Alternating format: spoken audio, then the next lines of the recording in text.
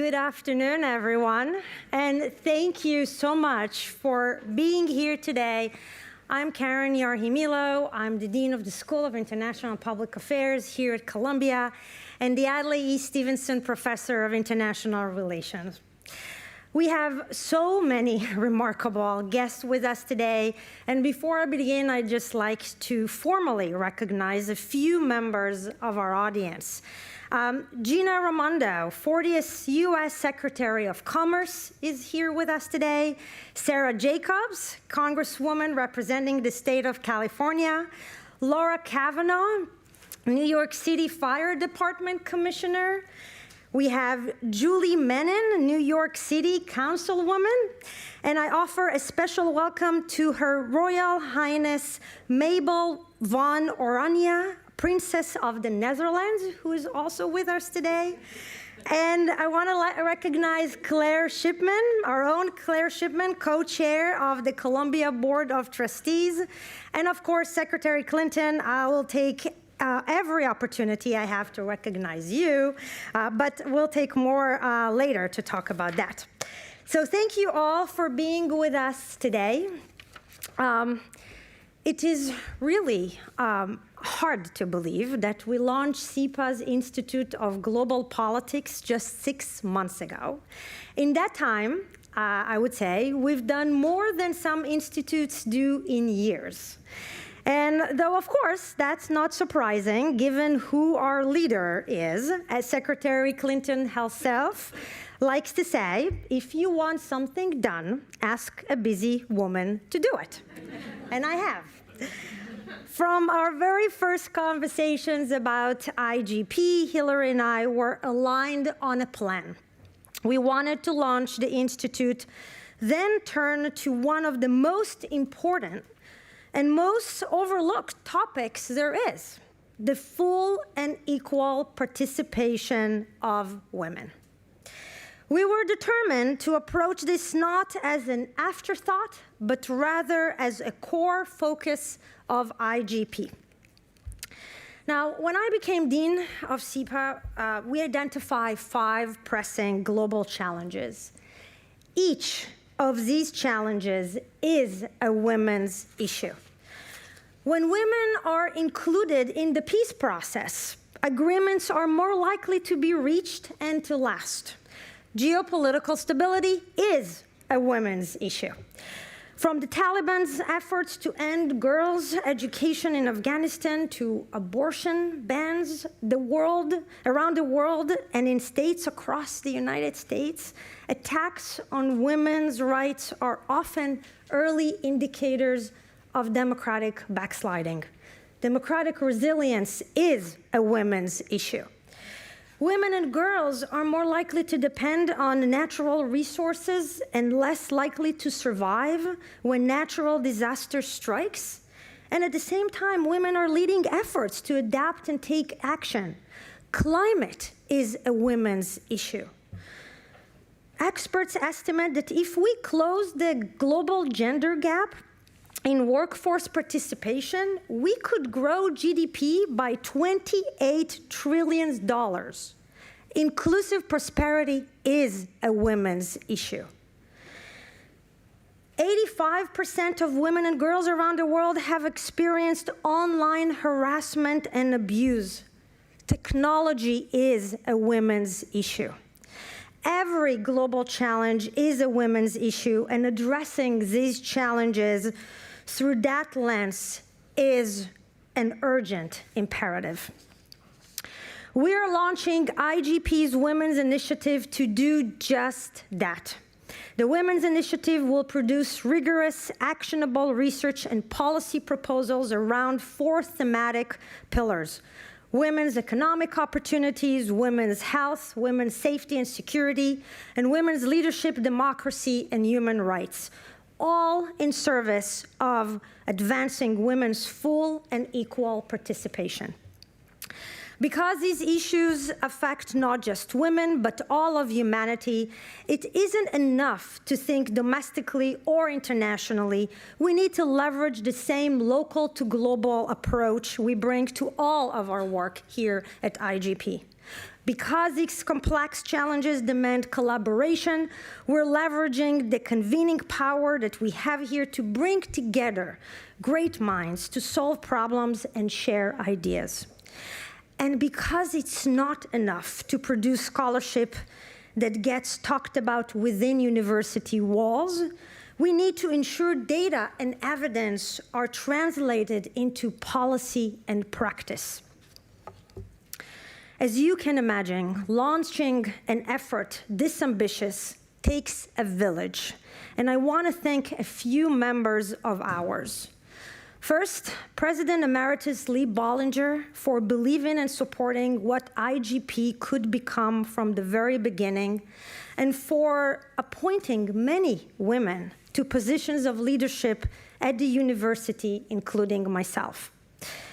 And it is special to launch this initiative at this moment at Columbia, now that the university is led by its first female president, Minouche Shafik, who is a wonderful friend to SIPA and IGP. Thank you to the trustees and trustees emerita of Columbia University. Some of you are here today, whose guidance and support have been so valuable and meaningful to me and to us. And to the SIPA advisory board members who are here today, your leadership and partnership is so critical to our success. A very special thank you to Trustee Emerita Ann Kaplan, who has been at the forefront of efforts to support women and women's issues here at Columbia for the better part of 2 decades. We're so proud to have her as a founding donor of this initiative. Thank you, Anne, and I know you're watching via the live stream. This means a lot. I'm also proud to announce something very cool. We have a new partnership with the clothing branding Theory. Theory and the Women's Initiative are joining forces to fuel innovative research, education, and outreach programs aimed at advancing opportunities for women worldwide and across different sectors. So stay tuned for more information later in the program, but let me just thank Theory for being such a fierce believer in the power of women. It's a really great partnership. And lastly, when you look at the room, and the incredible lineup we have, you know that some people have been working around the clock to make this happen. And indeed, this group is our incredible team at SIPA. Christina, Lauren, Katie, Alex, Rachel, Susan, Mariana, Brett, Caroline, Eduardo, Felicia, and many others who have contributed to today. Thank you. You really deserve a big round of applause.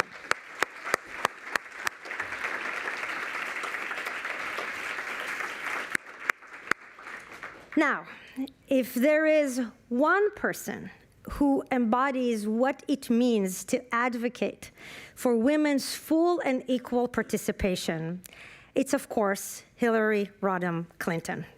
In Beijing in 1995, she turned the world's attention to the status of women and girls and sent a powerful message that has echoed across the decades. Women's rights are human rights. Hillary, on behalf of all the women who are here today and countless more who are not, thank you doesn't even begin to cover it. It is an honor of a lifetime to do this work alongside with you and to call you a friend, a co-teacher, a partner, and a part of our SIPA family. Please join me in welcoming Hillary Clinton.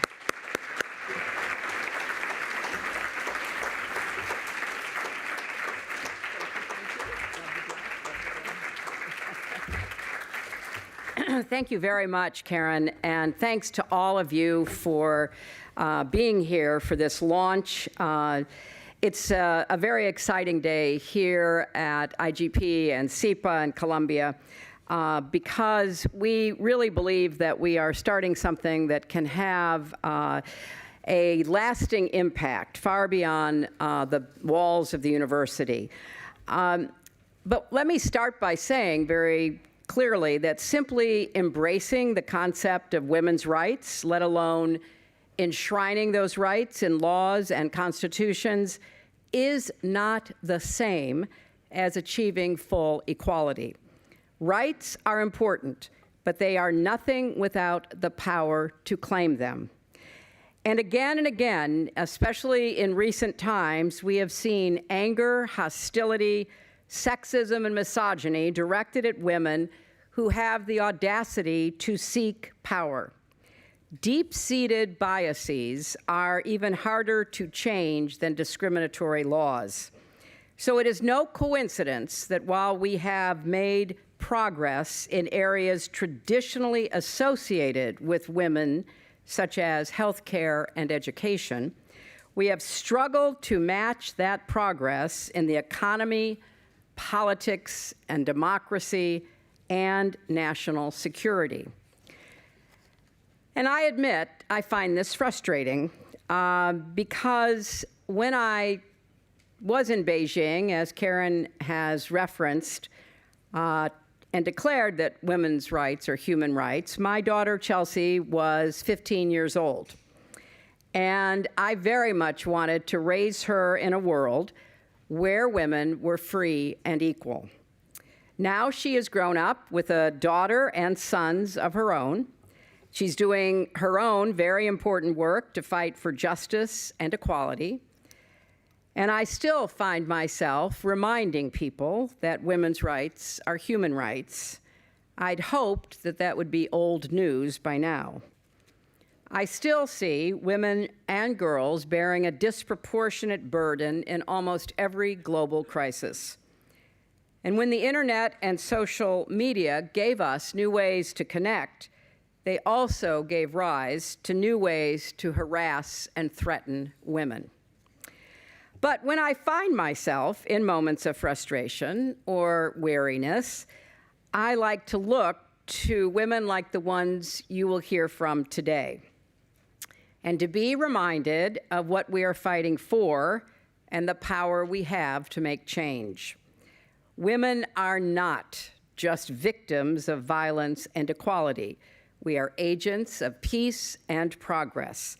And the women we'll hear from today are just a few of the remarkable women working across this university, across this country, indeed across the world, to liberate themselves, lift up their communities, and find new ways to build momentum toward equality. As we conceived this institute, there was never a question that we would not integrate women's perspectives in everything we were doing. There was to be no siloing of women's issues. Women's issues are, as Karen just reminded us, world issues. And some people might ask, well, still, why do we need another project on women's equality? Well, Karen gave you some insight as to what we believe will make IGP's initiative different. The world-class scholarship that will produce impactful policy recommendations, the convening of smart, inspiring women with expertise and experience to move us forward, the training of the next generation of women leaders, and yes, men who believe in equality too.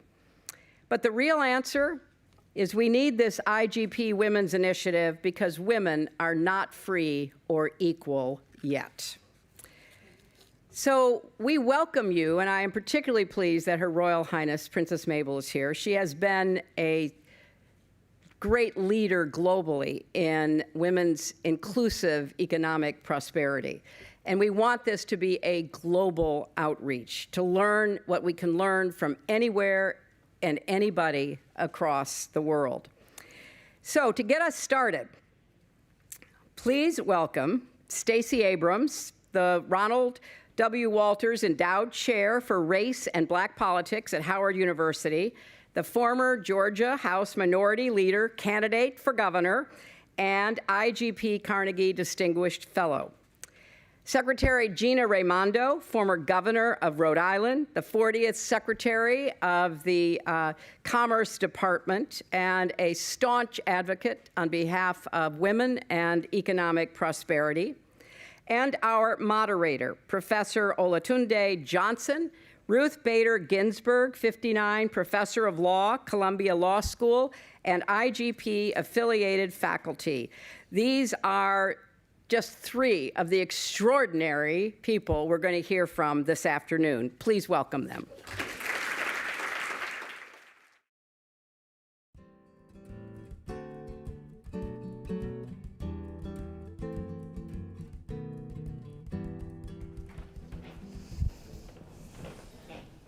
So thank you, and welcome everybody. So this panel is entitled Women Empowering Women Through the Economy, and we've already queued up issues around some of the gaps that remain, economic gaps, but also the role of women in various powerful positions and their ability to shape public policy in a way that addresses those gaps. So I'm a lawyer. I think what I think of the most are courts and legislation, but you'll see a theme really running through this panel about another part of law and policy, which is really thinking about the ways in which you can have federal policy, state and local policy be shaped in a way that actually advances equality, right? So you can call them equality directives. So I'm going to say very little. I'm going to turn it over to the panelists to really talk about some of the promising initiatives. And I think again, you'll see this theme. We'll start with what happens at the federal level, but then really move on to the ways in which at the state and local level we can take some of these federal initiatives, supplement them, and think about them in new ways. So I was going to start with the secretary.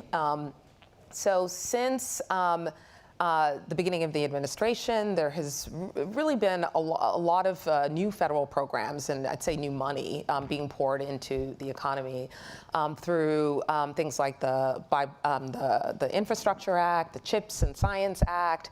We'll explain some of these acronyms as we go along, the Inflation Reduction Act. And so one challenge is, how do you make those and shape those in a way that works for women and for people of color? A kind of idea around some of federal programs, like New Deal programs, for instance, is that they shaped the economy in a male model and a white model. You've been trying to disrupt that in various ways. So I wondered if you could say how these programs are being transformed and working for women and people of color. Well, thank you. Hello, everybody. It's fantastic to be here. As we were waiting, I could kind of feel the energy in the room, and this is one of my favorite topics. My view is if you put women in charge of everything, everything will be better. So I'm very excited to be here with my pal Stacy. We met in law school a long time ago. So let me say this. President Biden's leadership is nothing short of extraordinary. And because of that, we have, as you say, about $1 trillion that we're in the process of investing in America, in the economy, in communities, which will create, hundreds of thousands, if not 1 million plus, good-paying jobs. I'm investing money to stimulate semiconductor manufacturing facilities in the United States. That's the CHIPS Act. The Infrastructure Act, you see it everywhere you go, new roads, bridges, laying broadband, et cetera. And that's amazing, right? It's gonna level the playing field, provide opportunity for all Americans. But it only works if we make sure everybody benefits equally. So I'll give you one example. In the process of putting the money out the door for the CHIPS facilities, I have said, if you're going to get taxpayer money, XYZ big company, tell me what your child care plan is. I want to know, right? If you're going to get, pick $1 billion of taxpayer money, I want to make sure women have an opportunity to get a job in those facilities. And that won't happen if you don't have a child care plan. Now, when I did that, a lot of Republicans in the Congress said, well, Secretary, you're introducing social policy in a national security program. And I said, I don't agree with that. This is hard-nosed economics. There's a labor shortage. These companies need to be competitive. They need the best workers, and that means women. And you're not going to get them if you don't think about childcare. You talked about the building trades. right now, the percent of women in the building trades is the same as it was 50 years ago. And depending on the trade, it's somewhere between 2% and 7%. Why does that matter? Why does it matter that we don't have enough women who are welders, pipe fitters, plumbers, et cetera? Because they pay $60, $70, $80 an hour with benefits. So I launched an initiative called 1 Million Women in Construction. Right now, there's 1 million women in construction in this country. I said, let's double it. It was very scientific. And then we have this, let's double it. But I'm working, once again, we're giving huge subsidies to these companies. So we're working with labor unions to have apprenticeship initiatives for women, you know, working with these companies, say, think about attracting and recruiting women. If you go to a job site right now, let's say I went to a job site right now as a welder and I needed a harness, chances are there's only size extra large or large harnesses on the job. That's dangerous. There's not a women's bathroom. There's one porta-john. This is like straight out of the 50s. So anyway, I'll stop there. But you can tell I've got some passion on the topic. That's why it matters who's making policy and who's putting the money out the door. Because, you know, I have all this money to invest, and I'll be damned if half the jobs don't go to women.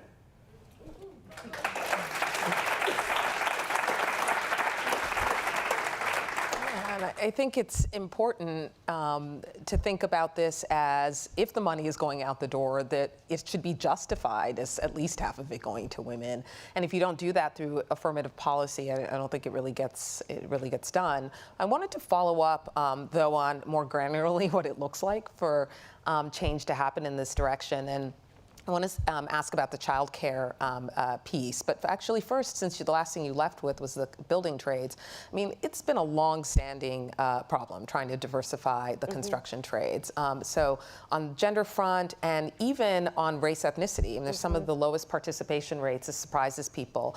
And even some of the workers who are slightly overrepresented, like Latino workers, tend to be in the most unsafe, ununionized, lowest paying jobs. But I want to ask, we could have had Leader Abrams here for so many different reasons, including working on voting rights issues, but this is on women in the economy.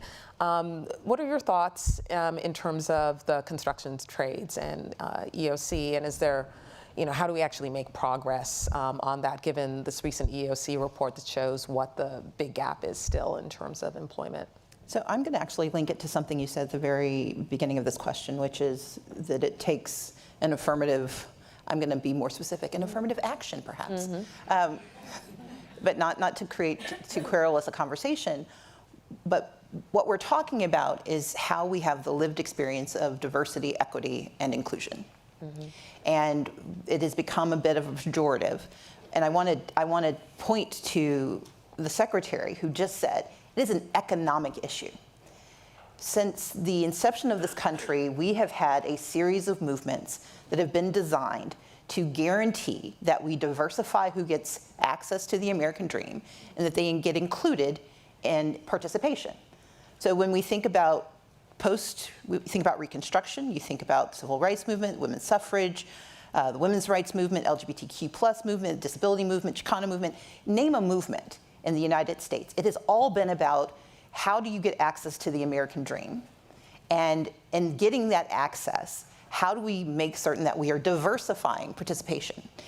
And so I want us to reclaim the right, much as the secretary said. We have the right to half the economy. We have the right to participation fully in every facet of this economy, and that includes the building trades. When I was in the state legislature, a lot of my work was actually around defending access to those jobs that were being created. And one of the many jobs I have, I'm kind of like a terrible joke. I have lots of different jobs in lots of different spaces, but one of them is working with an organization called Rewiring America. We have $858 billion, billion with a B, moving through the economy to electrify residential spaces. Basically, that means, induction stoves, heat pump water heaters, heat pump HVAC systems. Someone's got to install them. It's 121 million households that will need these pieces of equipment. Right now, we are missing 1.4 million people in the workforce to install this equipment. Of that 1.4 million, 700,000 should be women. We live in those houses. We turn on that thermostat. We are the ones using that equipment. Why shouldn't we be the ones installing it? And so the work that I'm doing with Rewiring is thinking about how do we ensure not only that the money gets to the households, but that the people installing the equipment look like the people in those households, that they're women, that they're people of color. And that means providing access to training. That means providing access to how the dollars actually move. Because one of the things we know is the strongest impediment to women and people of color entering different postures in the economy is they simply don't know where the door is. They want the pathway, they will do the work, they just don't know the secret knock, if they can find the door, if they know where the building is. And so part of the opportunity is having a secretary like Secretary Raimondo who is saying, I'm going to hold the person with the purse strings accountable for welcoming you in, but we also have the responsibility when we're hiring someone to come and install our newly funded heat pump to ask, do you have women who work with you? Let me see what your workforce looks like. Part of our opportunity as individuals is to ask the questions of who's providing our service. But most of the time we get so wrapped up in trying to get it done fast that we forget that we are also the purveyors of this opportunity. And so I think about it always in this way. Where is the money coming from? Who is it going to? And who does it touch along the way? And as we think about the building trades, every one of those buildings will likely house either a family or a business. Which businesses are going into those buildings? Who's doing the construction? Who is doing the financial services, managing those loans? Who's doing those pieces? And at each of those junctures, we need to look at who gets to touch the dollar. If we do that, that is DEI in practice. We're not saying you can't touch it. We're just saying let's make sure that the different hands that are engaged look like the people that live in this country. Yeah, and I agree. So from what you're saying, it seems that part of it is about attaching requirements to funding programs. Part of it might be gathering data so that we're actually monitoring. It sounds like you maybe also were alluding to the idea of partnerships, funding partnerships that help with things like training. Before asking a different question of the Secretary, I wanted to ask more about the childcare piece, given that there are programs like CHIPS that are now requiring that. Is there a role for states and localities in that? What does that look like to you? Absolutely. And you keep saying lots of smart things at once, so I have to keep pulling them out. The question with three parts is my hazard of my job. It is. Sorry. We're all afflicted lawyers. Yeah. We have this. Requirements are a part of every dollar that comes from the public space. There is not a single dollar that gets led without there being a requirement. But as the Secretary pointed out, we only have a question about the dollar when it seems to affect someone other than who we expect. Mm-hmm. So when she said she was looking at childcare, it was couched as a social program. But we put requirements on dollars, public dollars, every single day. We would not have a Congress if we did not put requirements on every dollar. The question is, why do we value less the requirements that do the most? And when it comes to childcare at the state level, that is absolutely an issue. Because at the state and local level, that is where people are making the toughest decisions. I live in a state where the minimum wage remains, the official minimum wage is still $5.15 an hour. Oh my God. And before people say, well, the federal wage covers it. It doesn't cover certain household workers. It doesn't cover certain agricultural workers. I live in a state with a lot of agricultural workers and a lot of childcare workers and a lot of folks who are not entitled to the federal minimum wage. And so it matters that companies have policies that require that childcare be provided because those childcare providers have access. Is Ai-jen Poo in the audience? She may not be here yet. On the next panel. Okay. Yeah. Ai-jen will talk about this even more. Yeah. In fact, she's going to be even better, so just forget everything I've said and just listen to her. But we know that at the state level, especially for women of color and for poor women, access to childcare is the difference between whether you make a living and make a life, whether you are on public assistance, or whether you are independent. If you cannot take care of your child, especially in a state where you are no longer allowed to make the decision of whether you have a child or not. So let's tie all these pieces together. When you lose reproductive freedom, when you lose bodily autonomy, and you are also not entitled to access to childcare, what are the consequences? Those policies matter, and so it matters that you have access to childcare. It matters that you have good paying jobs. It matters that those jobs are being funded by public dollars where you should have a better opportunity to participate in the economy. And we have to think about these things holistically instead of in the silos that we're often told to consider them in, because it's also how we strengthen and grow our economy. We have an extraordinary Commerce Secretary who is saying the way we become a stronger economy, and we have a president who's saying the way we become a stronger nation is if half of our population can actually participate not only in its progress, but in its support and its success. Yeah, to that point, Stacey said something earlier. You said we have a right to half of these resources or a right to half of these jobs. That's true, but also we will have a better, stronger, more innovative economy if women are fully empowered. Absolutely. Right? So I say to people all the time, if you show me an organization or a company or a government office or whatever of all white men, you're showing me an organization that is not as innovative and as effective as it could be. Right? Homogeneity is the enemy of innovation. You know it yourselves, and whatever you guys do. If all you do is surround yourself with people who think the same way, you're not going to get the best answer. You're not going to get the best result. If all you have are, people in the building trades or semiconductor engineers or, pick your profession, all of the same, you're just not going to have the best people by definition, right?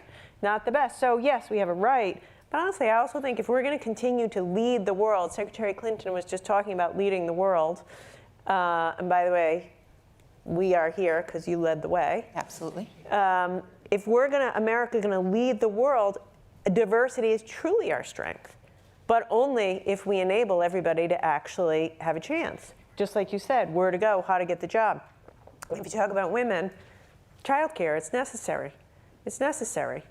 Why do the building trades matter? I mean, you all know this, but half of the reason women are poorer than men is because women cluster in low-wage industries. Mm-hmm. So if you're a woman without a college degree, chances are you're a domestic worker, home care worker, home health aide, waitress, et cetera. And you're making maybe not $5 an hour, but maybe $10 or $15 an hour. If you're a man without a college degree, you may go into manufacturing or the building trades. And like I said before, average first-year plumber or apprentice, depending on where you live in the country, $40 an hour plus healthcare. So apart from the fact that better homes will be built if you have the best women on the job, you'll lift so many women out of poverty. But but childcare is an enabler, and COVID crushed the childcare industry. Yep. At the time COVID came, I was the governor of Rhode Island, and I saw it. All the childcare centers went out of business, and we funded them with federal dollars that came through the state. That has now dried up, and you see them going out of business.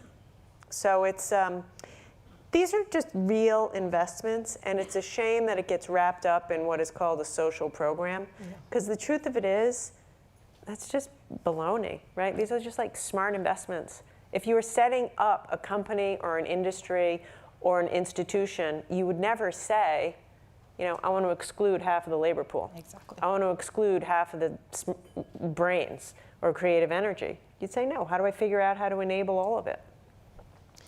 I love how you're just mainstreaming it as just inclusive industrial policy. I mean, that's how we should think about this, not that these equality requirements are just sort of floating out over there as an add-on. Sorry, not to interrupt, but that is my approach. I don't know if it's going to work. It's the story, and I'm sticking to it for now. Yeah. But When I was in the thick of negotiating for the CHIPS Act, or I negotiated the broadband part of the infrastructure bill, at the same time, we were working shoulder to shoulder with IGP and others to try to get the president's care economy investments in there, which I thought was necessary. So I was on the phone with lots of senators, including Democrats, mostly male, who would say, hey, Secretary, I can get with you on the infrastructure, I can get with you on chips, but I'm not getting with you on the social programs. And I'd say, what do you mean the social programs? And they'd say, you know, all those investments in the care economy, in child care, in home care. And I said, they're not social programs. And often, some of them, who shall go nameless, Democrats, men, would say, those are the women's issues. You know, I can get with you, Secretary, on semiconductors, and I can get with you on infrastructure, but not the women's issues. So for me, I've concluded, right or wrong, as long as these investments are viewed as women's issues or social issues, we are not going to get them done. So that's why I think they're just plain old economic issues. Absolutely. And everybody ought to care the same. And that's, when you say mainstream, that little light bulb went off for me. They're not women's issues, because if you think they are, they're going to hit the cutting room floor. Well, you just mentioned broadband, and I wanted to ask you both about that. I think we still use the term digital divide, but it always sounds so old-fashioned to me. But broadband is important. It's a kind of infrastructure for connection that's as important as brick and mortar transit infrastructure. There are wide regional disparities in who has access to high-quality broadband. It has a lot of effects on people's ability to participate in the economy. Certainly, COVID really illustrated to us how many effects it had for all sorts of social services, since everything is accessed, education, et cetera, through broadband. And then there are racial and gender disparities in who has access to it. So I wanted to ask you both about broadband and the digital divide. And maybe I'll start with you, Leader Abrams, and then we'll find out what's happening on the federal level. I mean, they're linked together. So I live in Georgia, and across the South, and actually in a lot of parts of the country, we still have digital inequity. And this is particularly pernicious for women. Because right now there has been a devaluation and a devolution away from call centers. So if you need help and you try to get someone, you're told to go to the website. If you don't have the internet, you are basically told you're on your own. We try to solve healthcare issues in rural communities that are losing hospitals, or in communities that refuse to expand Medicaid still. And you're told telehealth. Well, you can't do telehealth if you can't get on the internet. And so we have these hardened social issues, and I use social with a small s. You have these hardened issues of access that are exacerbated by the lack of access to the internet. And so broadband, we have been talking about this for 20 years. There's been money for about 10 of those years. The challenge is that once it gets to the state level, it depends on whether or not the state wants to solve the problem and where they choose to solve it.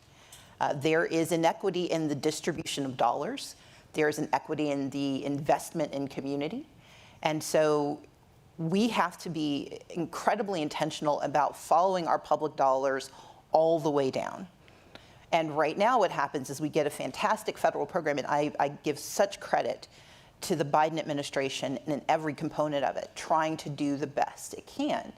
The challenge is that we have 50 different states with 50 different beliefs about who should have access. But poverty doesn't care.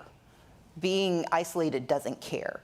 Being disconnected does not care who your governor or your state legislature is.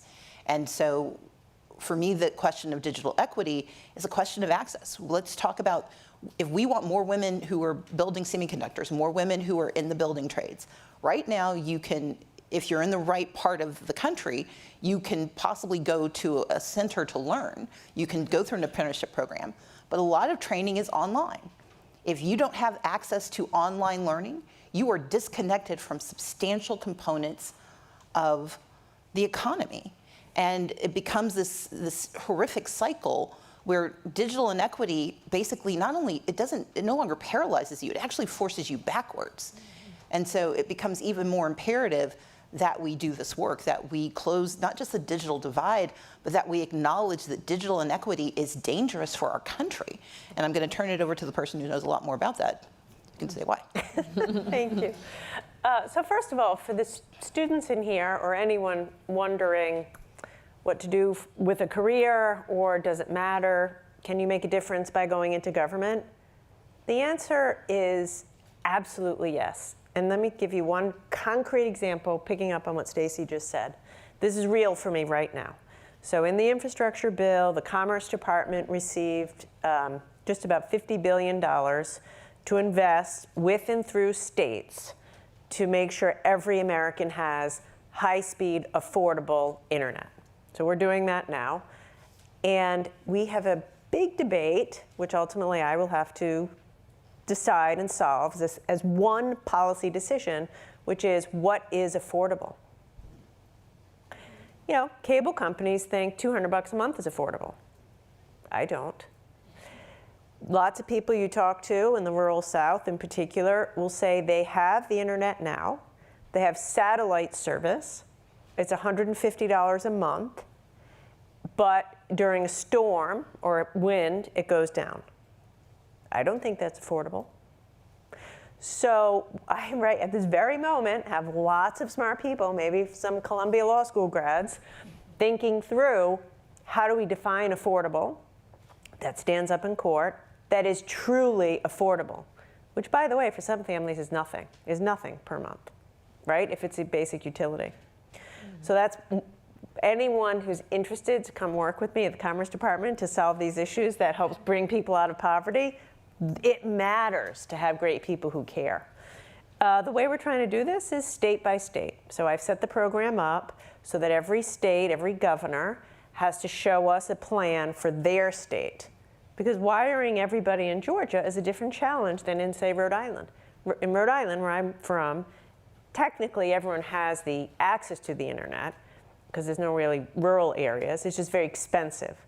Or maybe you live in an assisted living high-rise and your particular apartment building isn't wired. That's very different than Alaska, New Mexico, or Georgia. So we've decided we're requiring every governor to give us their plan, and we're not going to give them any money until we approve of their plan. And some governors don't love that because we haven't yet approved their plan and they haven't yet received their money. But they'll get it as soon as they satisfy us that everybody, you know, can have the internet. But the truth of it is, the digital divide, you say, sounds old-fashioned, but in the era of artificial intelligence, it just puts the digital divide on steroids. Like a young kid who is home and trying to learn and doesn't have the internet and doesn't have a computer is really so behind. And now all of his friends are going to learn about AI, and he or she is going to get further behind. Or like I was in rural South Carolina. I talked to a man in his 80s, and he just started weeping because he told me his wife died.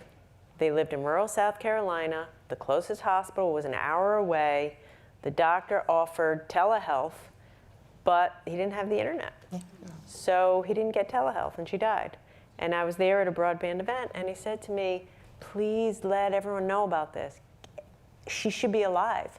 If we had done those telehealth visits, she may have lived. So yes, it's education, and we all know the stories of kids in the pandemic in the McDonald's parking lot trying to do their homework, but it's so much more than that. Just think about your daily lives.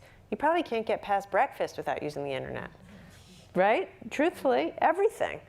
And so we, like Americans, you could be the smartest person in your community, the hardest working student in your high school, but you don't stand a chance unless you have the basic infrastructure, including affordable internet. And by the way, Americans don't want handouts. They just want a chance. and that's what we're providing. Yeah, and I think these issues of digital equity and digital infrastructure may be where we have to end. So you've really helped set up what we're going to be talking about for the rest of the day. So I'm really grateful to you. I'm already getting the hook that says that we have to wrap up. I want to make sure that there isn't one last thought you want to leave the audience with, but I also want to let everyone know that we're going to dig into these issues as the evening goes on. Well, I heard tell that there was some conversation about algorithmic bias. I wanted to sneak in this question about algorithmic discrimination. Which matters, because as the Secretary pointed out, AI is not going away, and it is becoming an increasingly important part of our lived existence. And if there is bias and discrimination in the data models and the large language models, if there are AI hallucinations that are grounded in misinformation, bad in, bad out.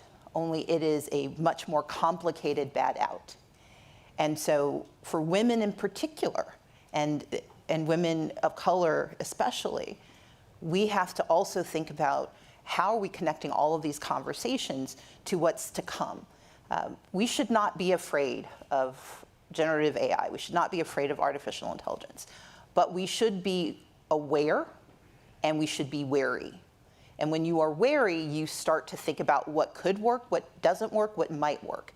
But it also means we need to make sure that people who share our values, meaning women who care about the world, are making those decisions too.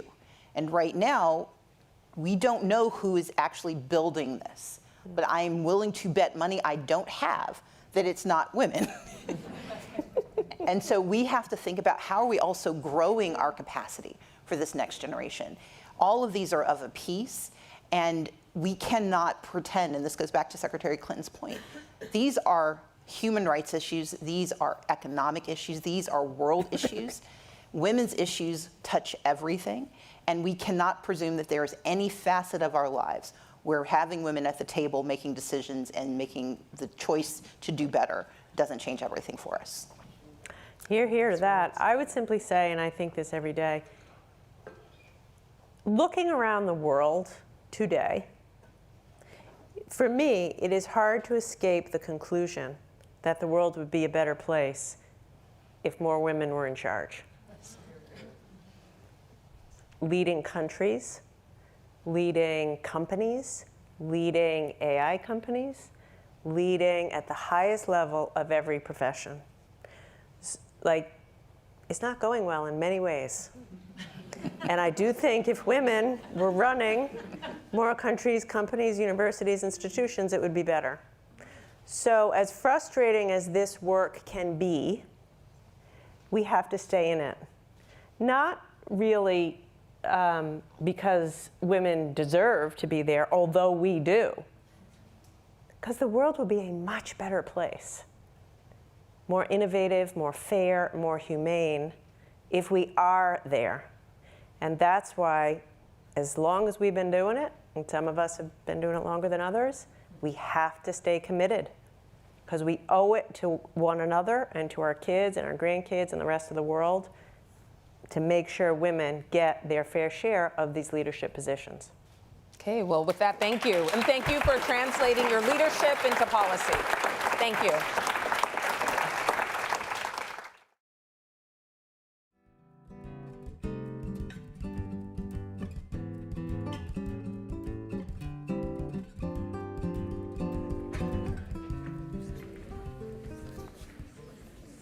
So hello, everybody.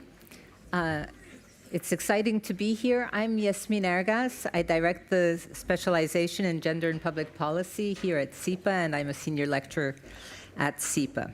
I want to thank, first of all, Dean Yarhi-Milo, Secretary Clinton, for your leadership of this women's initiative and for your vision in knowing that it's an essential component of what the IGP is going to do. And to Christina Shelby and Lauren Hoffman and the whole team that has made this day a possibility. I also want to thank all the students in the room, the IGP scholars, and the GPPSers who are here.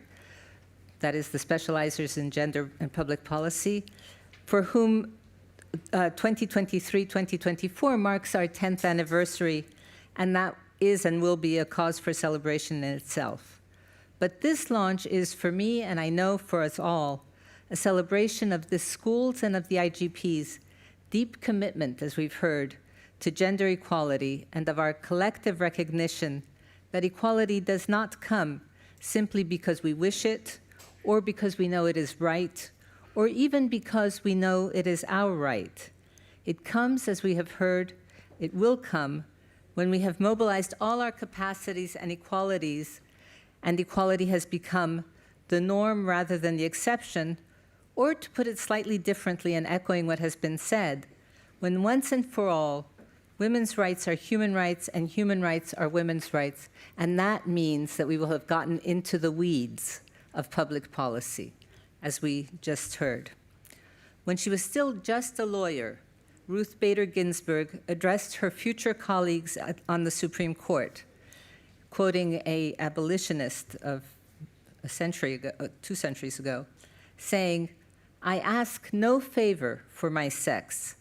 All I ask of our brethren is that they take their feet off our necks."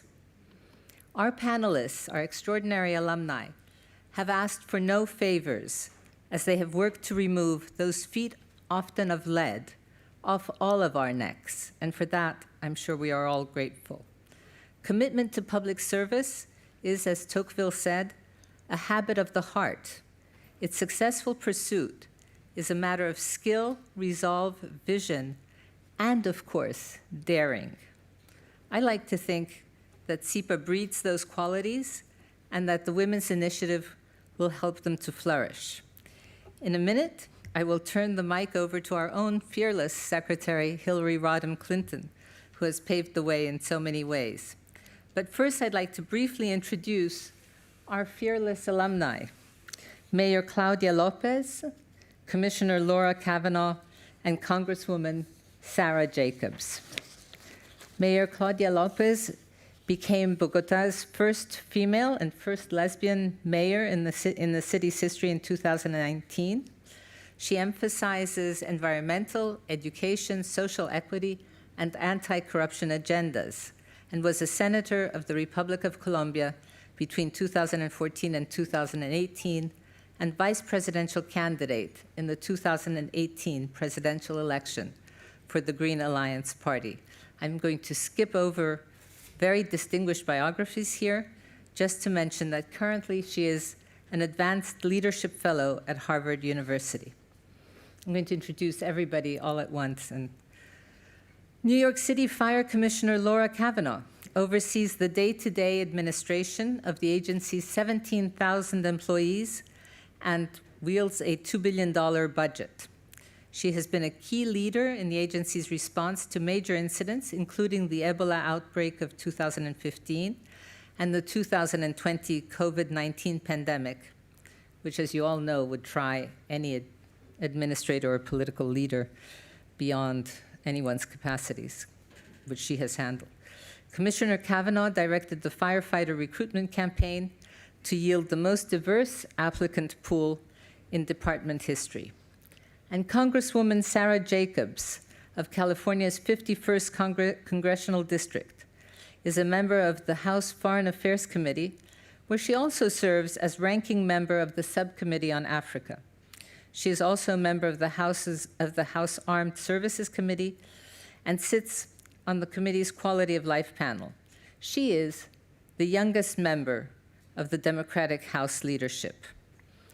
She serves as co-chair of the Protection of Civilians in Conflict Caucus, vice chair of the New Democrats Coalition on Artificial Intelligence Working Group, and vice chair of the Congressional Equality Caucus, where she is the co-chair of the Transgender Equality Task Force. I could go into much greater depth in all of these very distinguished biographies. I want to emphasize one point. They are our alumni. And this is what SIPA, I think, leads to, which is to being a leader. So thank you all very much, and may I invite Secretary Clinton to the podium.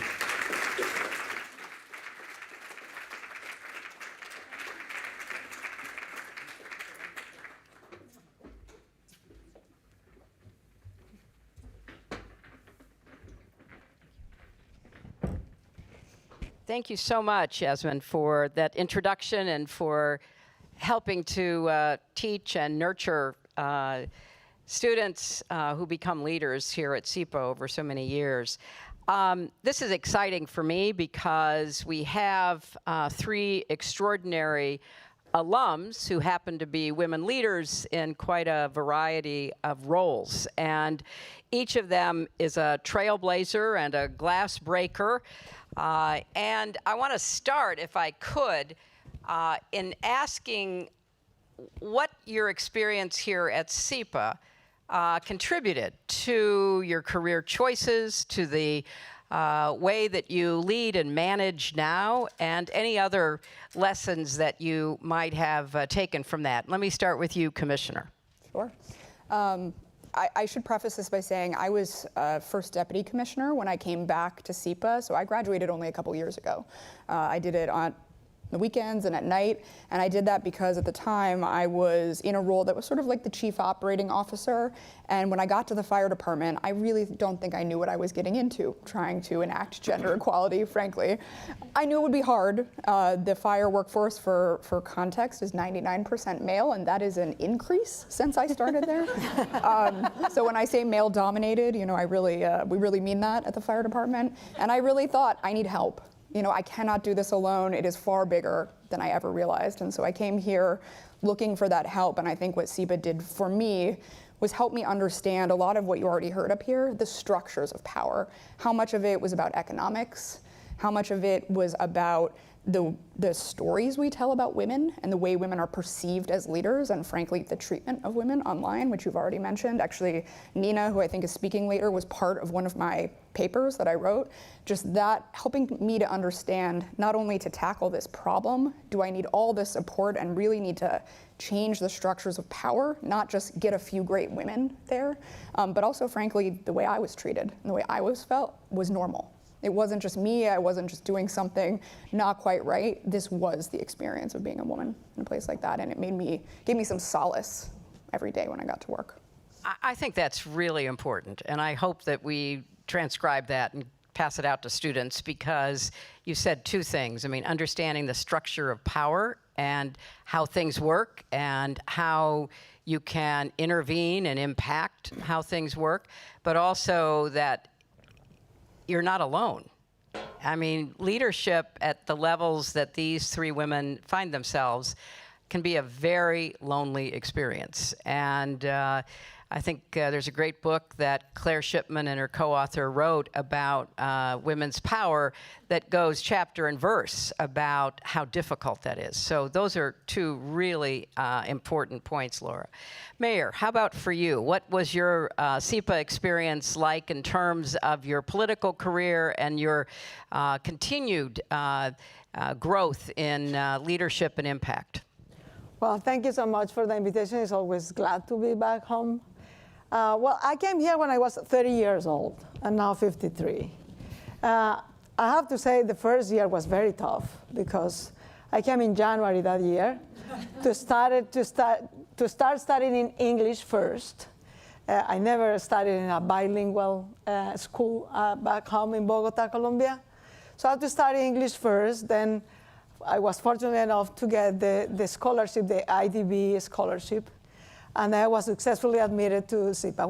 When I came to this room for my introduction week, I was so excited that I was into my first class. And I went out of the first class and I said, I'm not gonna make it in. I mean, this is a statistics class. I hardly ever understand statistics in Spanish, even less in English. I didn't got 80% of the class. I know it was a statistics because the paper that they gave me was a statistics about the first class. So it was tough. The first year was very challenging, getting used to a new world, a new city, very diverse. I mean, the most diverse that I ever was exposed in my life was like maybe a couple of friends in my high school who were Afro-descendant. That's pretty much all the diversity I was exposed to. So being here really exposed to people from all over the world, all over, different continents, countries, backgrounds, languages.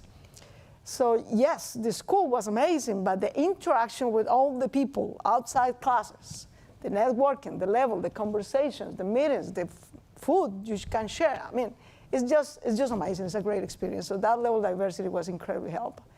And the third thing is sort of the first, outside my mom's, which believes that I'm like superwoman forever. And that has been incredibly, a definite, attribute that helped me throughout life. That really, she said, you can achieve whatever you want to. But when I came here, it was like, I was like, well, I'm 30 years old. I'm coming from being sort of a local mayor in Bogota. So as much as New York is divided in 5 boroughs, Bogota is divided in 20 localities. I was the local mayor of one of those localities. And when I said that here, I said, well, I don't know, how can I move forward? Which sort of professional career to take? I remember a professor who told me, look, you're at New York, you're at Columbia, you're at SIPA, you have that experience, you're going to achieve whatever you want to.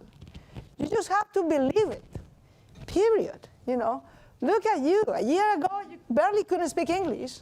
A year to be graduated from SIPA. So make the most of it. Stop suffering, enjoy it, really enjoy it. Take the time and enjoy it, because it's gonna be the 2 years of your life that are gonna be a breaking point for your life. And that was exactly what it was. And I have then all these tools and connections and networks, but also these leadership, these leadership skills to exercise what leadership is, which is assuming responsibility, doing your own part to empower others to achieve something meaningful for you, for your country, and for your society. And that's what I've been doing since then. I cannot be more proud of my school. Oh, something else we need to transcribe. I love that. And I love that a professor here told you to believe in yourself, so it wasn't just your mother. And that's an important message that we all need to hear from time to time. And the fact that you got these leadership skills, these networks, that's part of what we hope the SIPA experience provides. Thank you so much. Congresswoman, so you are someone who came to SIPA at a younger age and before you started your political career. So maybe you have a slightly different perspective about what SIPA meant for you. Yeah, so I did the 5-year program. So I started at Columbia College and then came to SIPA straight from there. And so it was really at the beginning of my career. I'd done a couple of internships. I sort of had a sense of what I wanted to work on, but it was really here at SIPA that I sort of delved really deeply into international conflict resolution and decided that that was going to be my career. Now, you might be sitting there thinking, wait a second, you're not in international conflict resolution right now. And you would be correct. But some of us who look at the Congress wonder. Yeah, that's true. My conflict resolution good skills. Training ground. Yes, my conflict resolution skills definitely come in handy. But for the first part of my career, that's what I did. I worked at the State Department, I worked at the UN, I worked at UNICEF. I see Henrietta here. And it was amazing, and I felt like every day I was using what I learned at SIPA. And then Donald Trump got elected, and I had to figure out what I wanted to do next after working on your campaign. And I realized that everything I cared about was happening at home. So I moved back home. I ran for Congress. I was 28 at the time. And actually having that SIPA degree was incredibly important because many of you know that young women are often questioned about their qualifications way more than young men are. And I was constantly asked, are you sure? Why aren't you running for school board? Why are you running for Congress? School board's very important, but my background was in foreign policy, so it didn't really make sense to work on the school board for me.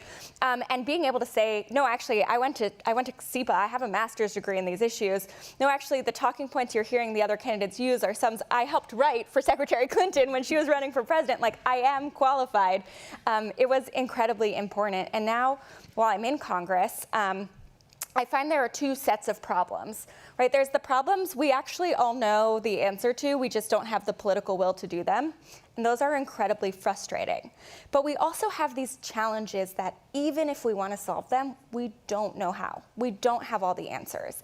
And I am constantly leaning on the theories and the research and the way I was taught to think about problems from my time here at SIPA in dealing with that second basket of challenges and trying to figure out actually what is the best way forward.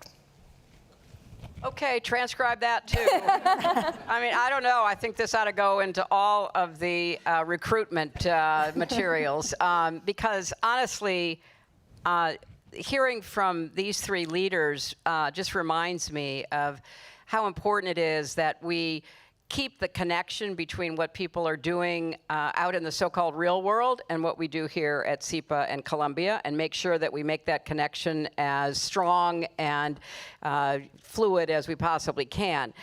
Sarah, you're the youngest member of the Democratic House leadership, and as you said, you had a lot of experience in a number of areas concerning foreign policy issues. And you've been an unwavering advocate for women's rights in Congress, from reproductive rights to contraception to child care. And you also have a very interesting bipartisan effort to try to make it possible for women in Congress who have given birth to be able to keep voting before they return. So these have been issues that are really what we think of as very important women's issues, but they're also part of the whole political landscape that we are inhabiting right now, and represent some of the challenges that we see coming from people on the other side. Could you talk about your work on these issues in Congress? Yeah, absolutely. So Congress is an institution that's designed by and for old white men. It's a little bit less like that than when you were there, but not as much as we would want. And you can see that in how the institution is designed, and you can see that in what's prioritized. I mean, you heard Secretary Raimondo talk about the comments she received from even Democratic senators.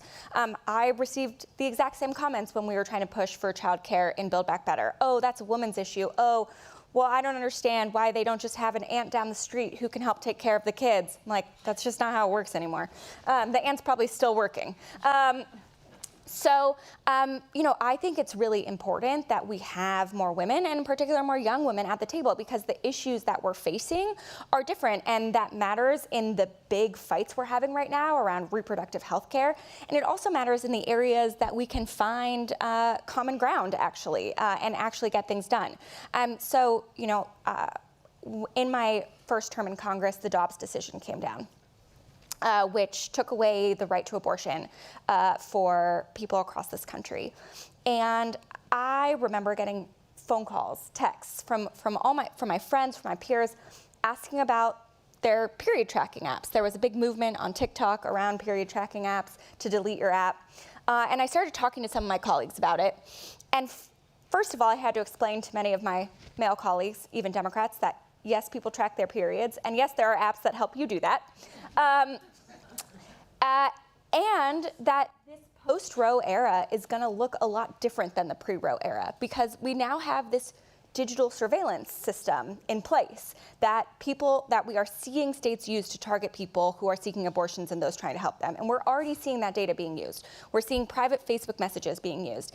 If you present to a hospital with a miscarriage, oftentimes the only evidence they'll have that you tried to use that you sought an abortion rather than a natural miscarriage is whether or not you bought abortion medication online, or Google searched about how to get an abortion, or visited the location of an abortion clinic, right? This is the evidence they have in prosecutions. And so I took my experience as a young woman who used a period tracking app and being a digital native, and I introduced legislation to protect all reproductive and sexual health data. I think it's incredibly important. 2/3 of Americans think it's incredibly important, including 54% of Republicans who believe that Congress should act to protect reproductive health data. And I can tell you for certain, this is not something that would have happened if there weren't young women in Congress, because it was not something that my colleagues were thinking about. It just wasn't part of their everyday life. And it's the same thing on childcare. I'm a 35-year-old woman, so basically all I talk about with my friends is like who's having a baby, who wants to have a baby, who doesn't want to have a baby, and then how they're going to afford that baby once it gets here. And I can't tell you how many of my friends have been pushed out of the workforce because they can't find childcare, or if they find childcare, it's more expensive than the money they'd be making in the job, and it's just not worth it for their family. But when you talk to my colleagues about this, even good Democratic male older colleagues, they don't see this economic issue. And Secretary Raimondo talked about it as being a good investment. It's true. All these people who are fixated on fiscal concerns, well, you actually save $6 for every $1 you invest in quality early childhood programs. So if you actually want to talk about good fiscal responsibility, this to me is a no-brainer. But a lot of my colleagues don't understand that, and it's not. And a lot of times it's because it's not their lived experience. But it's actually been an area that we've been able to find common ground across the aisle. So, my philosophy of bipartisanship is how do we think about the big things we're trying to do and then find where we can agree versus how do we get to some watered down least common denominator. And so I've had some very odd allies in this. So Anna Paulina Luna and I, for instance, a Republican from Florida who introduced the censure of Adam Schiff, her and I are working together to get proxy voting for members of Congress who give birth. Believe it or not, despite the fact that on many things I disagree with him, and I think in many ways we might not see him in Congress that much longer, Matt Gaetz and I work together to get fertility access for service members. I work with Jennifer Kagan of Virginia on childcare and housing for service members. I work with Stephanie Bice on parental leave. These are issues that we're able to work with because we're younger and we're facing these issues ourselves, even if we don't come at it at the exact same way. And I think that we're going to see more and more of that the more we get young people and women into positions of power. Absolutely. That's a great summary of what's possible. And so, Claudia, you were Bogotá's first female and first openly gay mayor, and you prioritized the care economy, something we've been talking about. Can you tell us more about the care blocks in Bogotá? How could they be models for other cities around the world? I mean, this is another area we really want to dive into with the Women's Initiative at IGP. What is working elsewhere that we could actually study and learn from and maybe bring back? And you've got a great example. Thank you so much. Well, I want to pick up the point of our brave representative here, that when we are in positions of influence, let's call it that, could be power or not, but influence, we can bring issues that otherwise wouldn't be on the table. So, I'm the first mayor of Bogotá, first openly gay and woman of Bogotá. So it was my mandate to do something literally meaningful. It was not about simply improving things that were already there, improving some services, but what is really not being done, even though Bogotá has had, I have to say, very progressive men mayors, but none of them think about the fact that we are an 8 million people city in a 10 million people metropolitan area. It's a very large city. It's very diverse. It's fantastic. 52% of the population, a little bit more than 4 million inhabitants, are women. 25% of them, 1,100,000, are caregivers, unpaid caregivers, meaning roughly women whose average profile could be 40 or 50 years old, that barely finished high school, if finished, that sacrifice any post-secondary education opportunity they have to take care of members of their family. And I'm coming from a country in which, in Bogotá, 32% of the economy is informal. In the country, 62% of the economy is informal. And what informality means? It means you don't have a minimum salary, neither of $5 or $15. You simply don't have a minimum salary whatsoever. You don't have health insurance. You don't have a pension fund. But at some point, we are all kids and need care. We will be elders, and we will need care. At some point, we may get sick, and we will need care.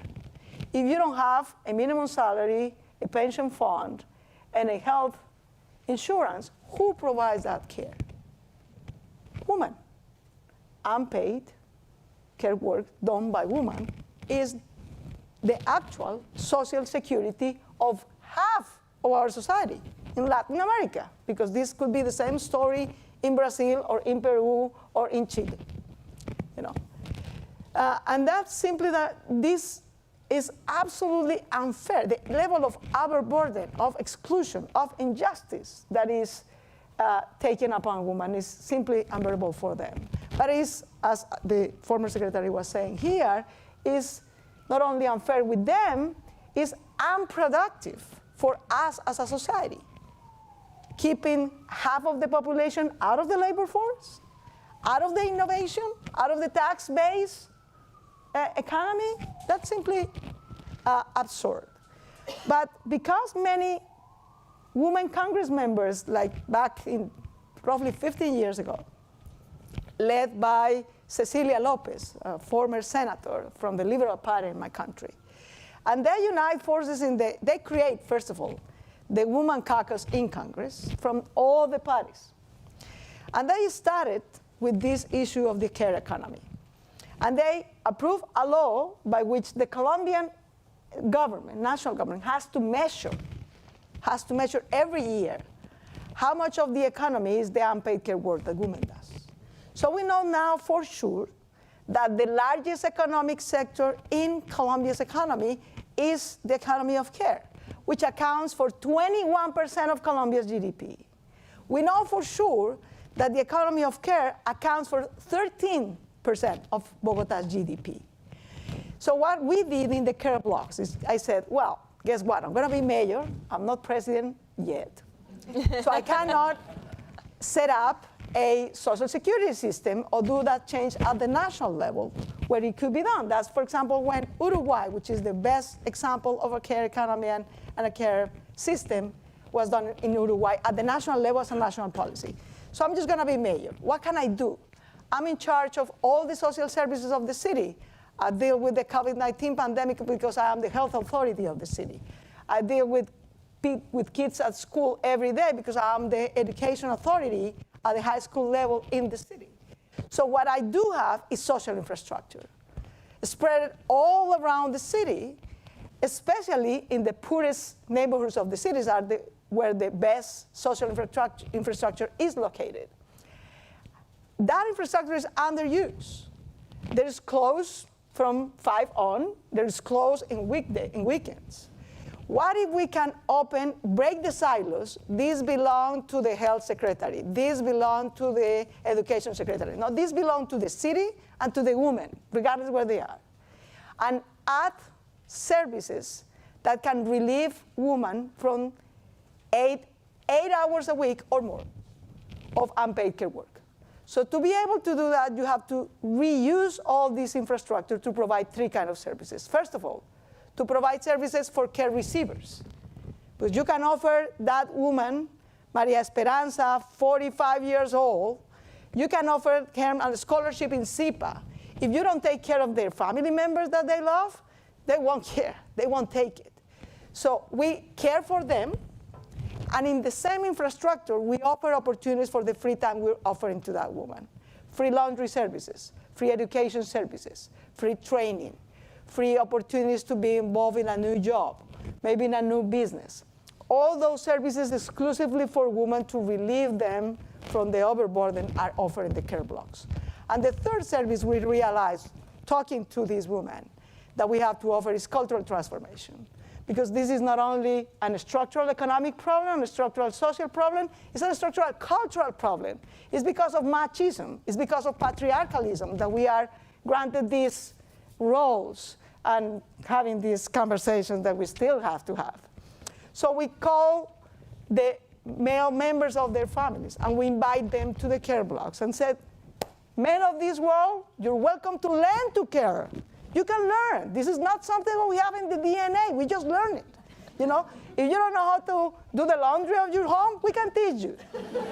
You don't know how to cook? Guess what? We can teach you. You don't know how to, be with your kids, take them to the school, do homework with them. We can teach you.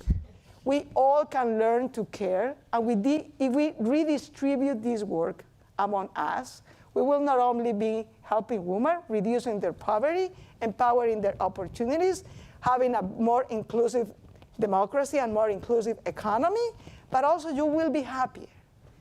The level of empathy, solidarity, care for others that we as women are empowered with, guess what? That's a bliss. That's a bliss that can come to you if you learn. So those are the care blocks. They didn't exist in 2020. By the end of 2023, after my 4-year term, we have 23 care blocks.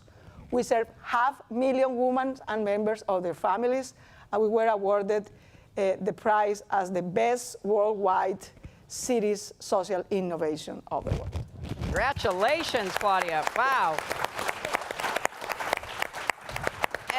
And finally, you know, Laura, you're the 34th fire commissioner of the fire department, first woman to hold this position. I admire you so much. And I really appreciate everything you've done. You oversee the nation's largest fire department. And look, as you said, firefighting's a male-dominated industry. And we know that there are lots of challenges to getting women into such industries. So how have you tried to make gender equality at FDNY a priority? And what more do you think could be done? And how could the initiative, your colleagues, your admirers here at SEPA and IGP help you with those kinds of goals? Well, I appreciate an ask, so I'm going to have a list probably after this. I definitely need the help. I'd say a couple of things about what we've done there. I think what you've heard from a lot of these panelists is thinking about the structure. So everything I've heard up here, from whether or not the equipment fits women, we also have had to fight to put female bathrooms in firehouses. You know, there's really just a question of infrastructure. Like, could a woman be a firefighter and be welcome there? And that's a lot of what I've done, and I think is a battle we have to continue to fight. Same thing with the economics, and I think that's not only starting to reframe some of this as economic. I think Stacey Abrams mentioned it. When you talk about D&I, unfortunately, you lose a whole bunch of people. When you say it's about economics, you know, do we want to preserve good union jobs, which firefighting jobs are? Yes. Do we want 50% of the population to have access to those jobs? Yes. And I think that's really critical, including, frankly, fighting for the women-dominated jobs that are underpaid. So an example, in the fire department, we serve side by side with EMS. They are significantly more diverse. 30% of their workforce is women. They make significantly less money. And one of the things I've done is try to fight for equal pay for them, and we're getting there, but they're nowhere near that. So making sure those two sides of the equation are there. And then the last thing, and I think this is really where a place like SEPA and the Institute can help, is it is so meaningful who we imagine in these jobs. And I cannot emphasize that enough. And I'll give some examples. Everything from you know, the firefighter in the field. We did a bunch of research when we were doing our recruitment campaign that was mentioned at the outset, and what we found in the focus groups, it was not that there were not women qualified for these jobs. They are very hard physical jobs, yes, but there are men who can't do it, and there are lots of women who can. But what we found was the difference between the men and the women is the women assumed they weren't welcome. They assumed they couldn't meet the standards, even when they often you know, were well above the standard, and they assumed they wouldn't be welcome in the firehouse. And so really beginning to reframe who is in these jobs, I think, is so, so important, which also means talking about what is the job. You know, we do run through walls with big men with axes. That is a part of the job. But frankly, a lot of what firefighting is in the 21st century is a high-stakes critical thinking job. And if you talk to any captain on this job, they will talk about how they need a smaller guy to go into a confined space. They need a mathematically proficient guy to make sure that the pressure is okay with the water outside. And they need a bigger guy to run through that wall. And when you start to talk about that equation, you want women in high-stakes critical thinking jobs. I think we'd all agree on that. And they're an important piece of that puzzle. You know, the diversity that everybody brings to the fire ground is critical to their safety, and a bunch of research backs that up. So beginning to show women that they're welcome there. And then I think finally in leadership, you know, the reality is if I asked somebody to imagine a fire commissioner, including myself, I don't think I'd imagine me. You know, you still imagine a large man, right? And I would actually say when I am at events, 99% of the time, I am assumed to be the wife of the chiefs I am standing next to. tells you a lot about what leadership still is for women and how much we need to change that. So I think about that a lot. Sometimes I get it right, sometimes I don't get it right. I also just think it is such a journey for all of us to talk about power and to talk about authority and leadership, and especially when those jobs are particularly male archetyped, which a lot of political jobs also are.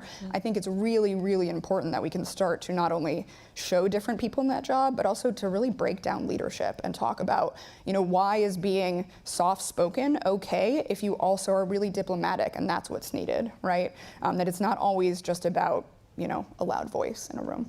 So I think that's where we can partner. Oh, wow. This has been absolutely amazing. Please thank the commissioner, the mayor, and the congresswoman for being with us. Thank you so much.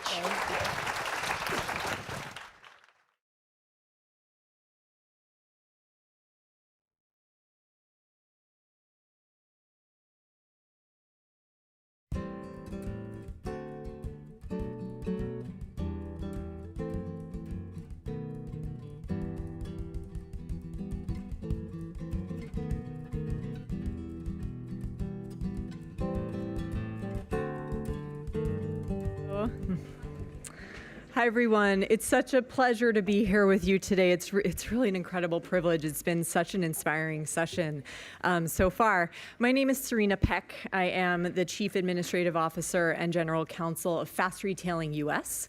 Fast Retailing is a global apparel retailer. We are the parent company of the fashion brands Theory, Helmut Lang, and Uniqlo. It's really an honor to be here with you today as we talk about and engage in really important conversations surrounding gender equality, empowerment, and the advancement of women. At Theory, our mission is to make clothes that matter, clothes of exceptional quality that create more than just a great look. They do. But clothes that actually also empower. And by amplifying the confidence of women in particular, our goal is to help them fulfill their purpose and through their achievements, ultimately make this world a better place. And this is not just a corporate statement that we make every now and then. This is a core value that's deeply ingrained in our values as a company. And we believe that true progress is measured by the strides we make in ensuring equality and opportunities for all. So that's why we're so proud to present the next panel today, which is titled Advancing Gender Equity in the Workplace. We're also proud to announce, which we talked about earlier, Theory's year-long partnership with Columbia University, which will include providing support for the newly established Women's Initiative here. Theory's support will fund research and programming that highlights the barriers that women face entering and staying in high-paying, male-dominated industries. One of the main drivers of the gender wage gap, as we know, is occupational segregation, right? This phenomenon of persistent demographic underrepresentation in high-paying jobs and overrepresentation of women in low-paying professions.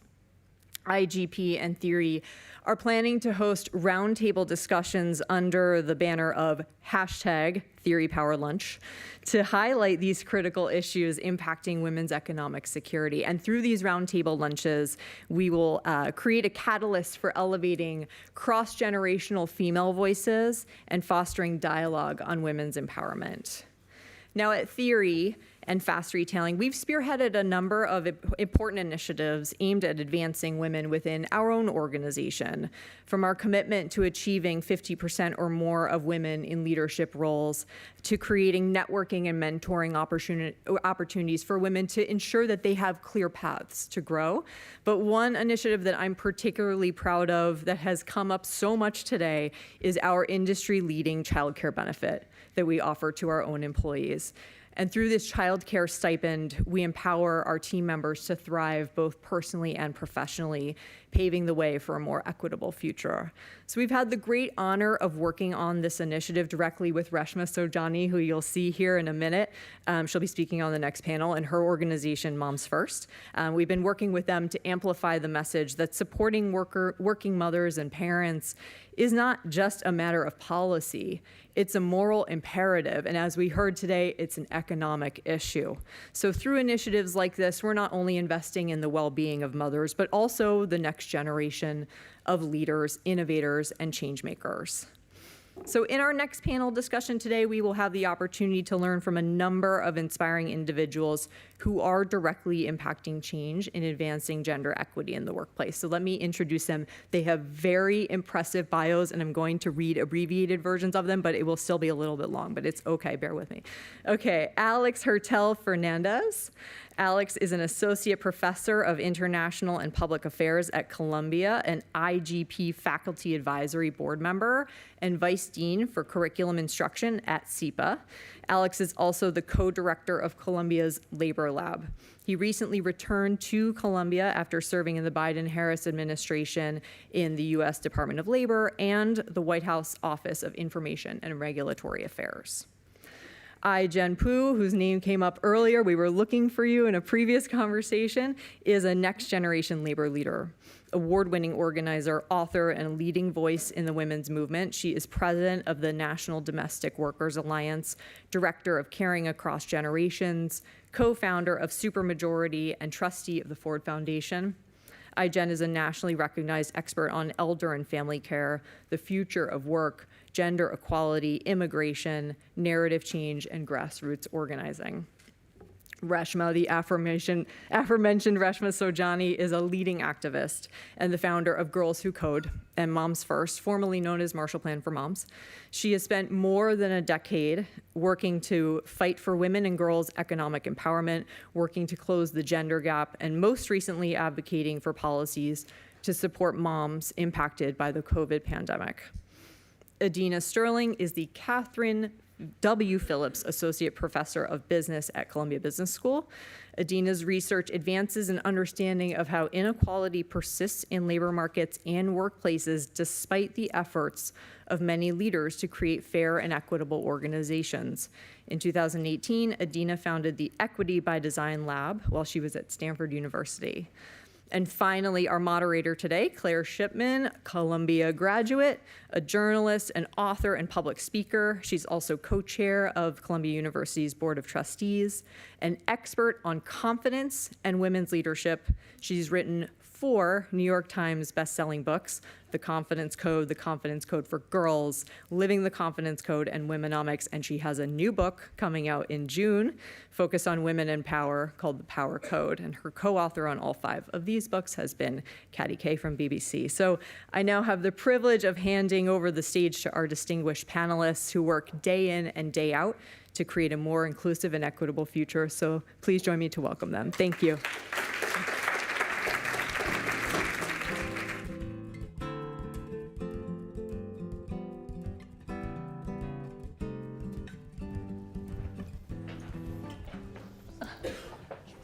I'm geeking out to be here with all of these people. I'm so thrilled. And I want to say that I was on that trip with Hillary Clinton to Beijing, and I too thought I would not be sitting here all these decades later talking about some of the same issues. But I did have a moment just yesterday that made me feel really hopeful. I was sitting with one of our co-trustees who's a dad and has a young daughter. He's going to be the dad of 3 girls soon.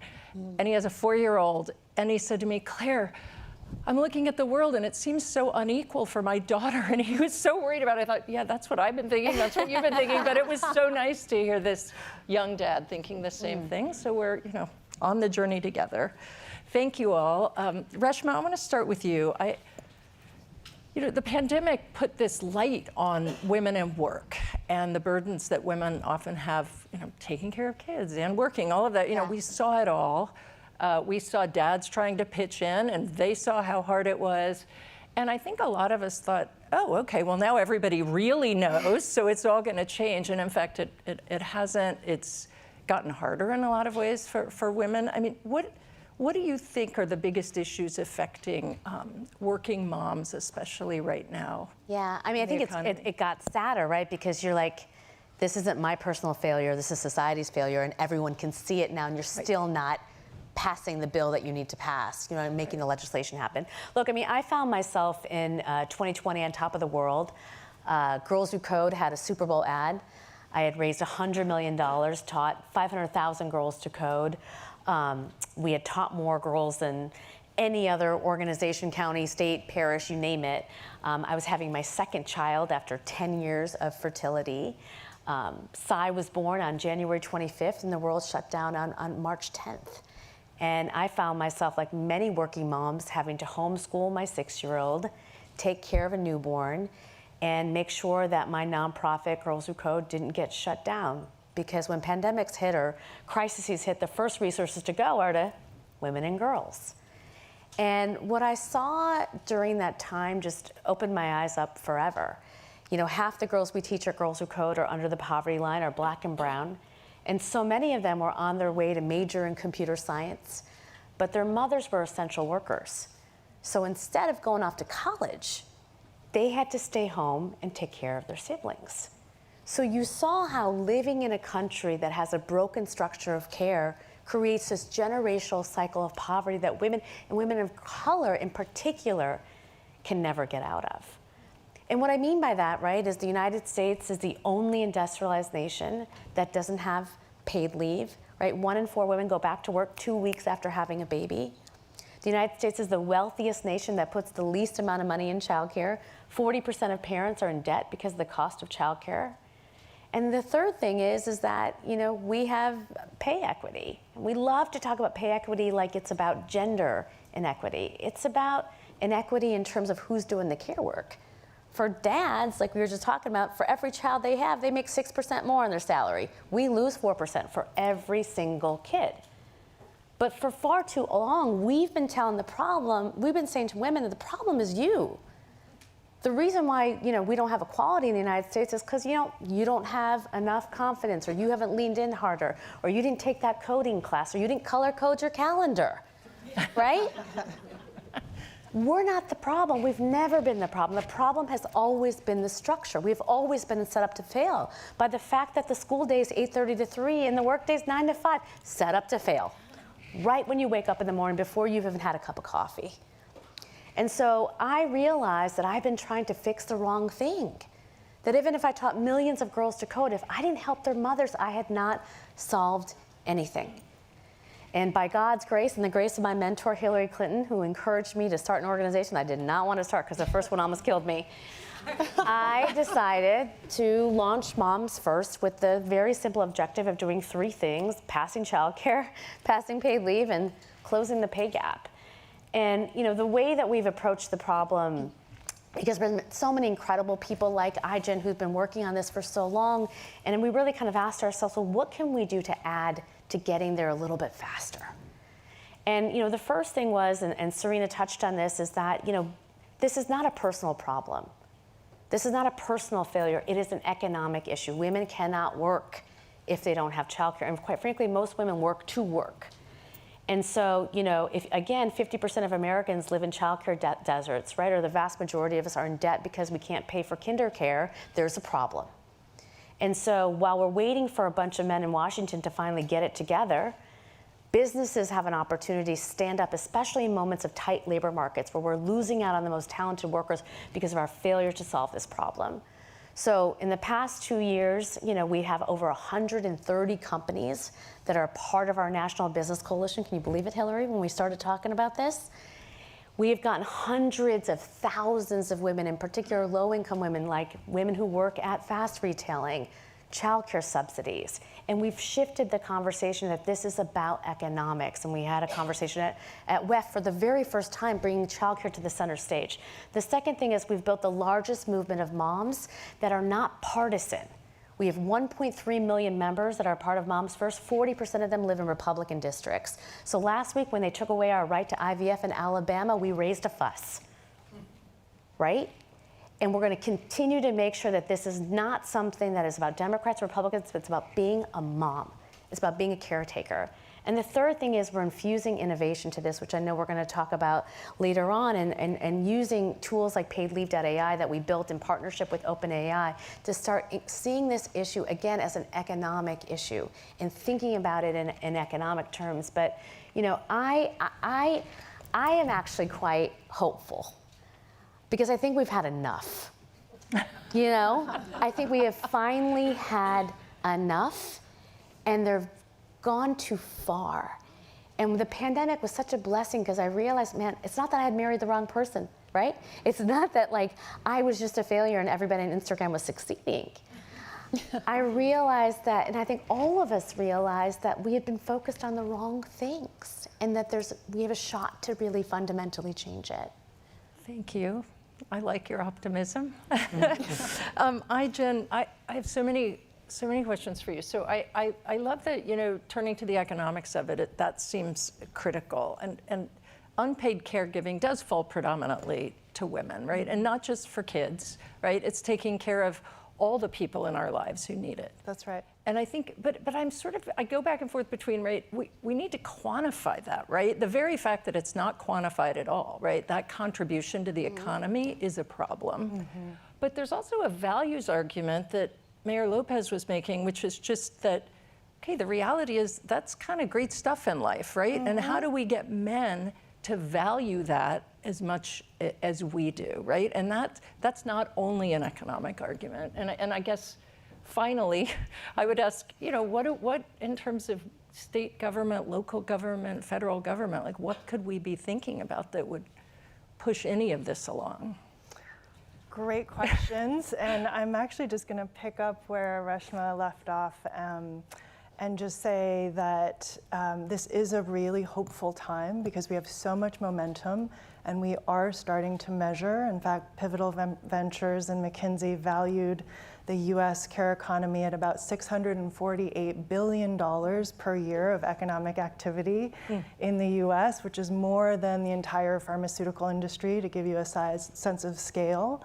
And we have more champions across every sector of society and the economy than ever before. And we passed a bill through the United States House of Representatives just a couple years ago that included almost $750 billion of investments in care, establishing 4 weeks paid family medical leave, expanding access to home and community-based care for older adults and people with disabilities, raising wages for care workers, expanding access to childcare. We actually got that through the US House of Representatives and came just a couple senators short of getting it across the finish line altogether. But we have so much momentum. It is actually undeniable. This is a question, this is inevitable. It's just a question of when and how bold and who is included. And I think that's where the policies really matter here. We need to think holistically about how we build a care infrastructure in this country.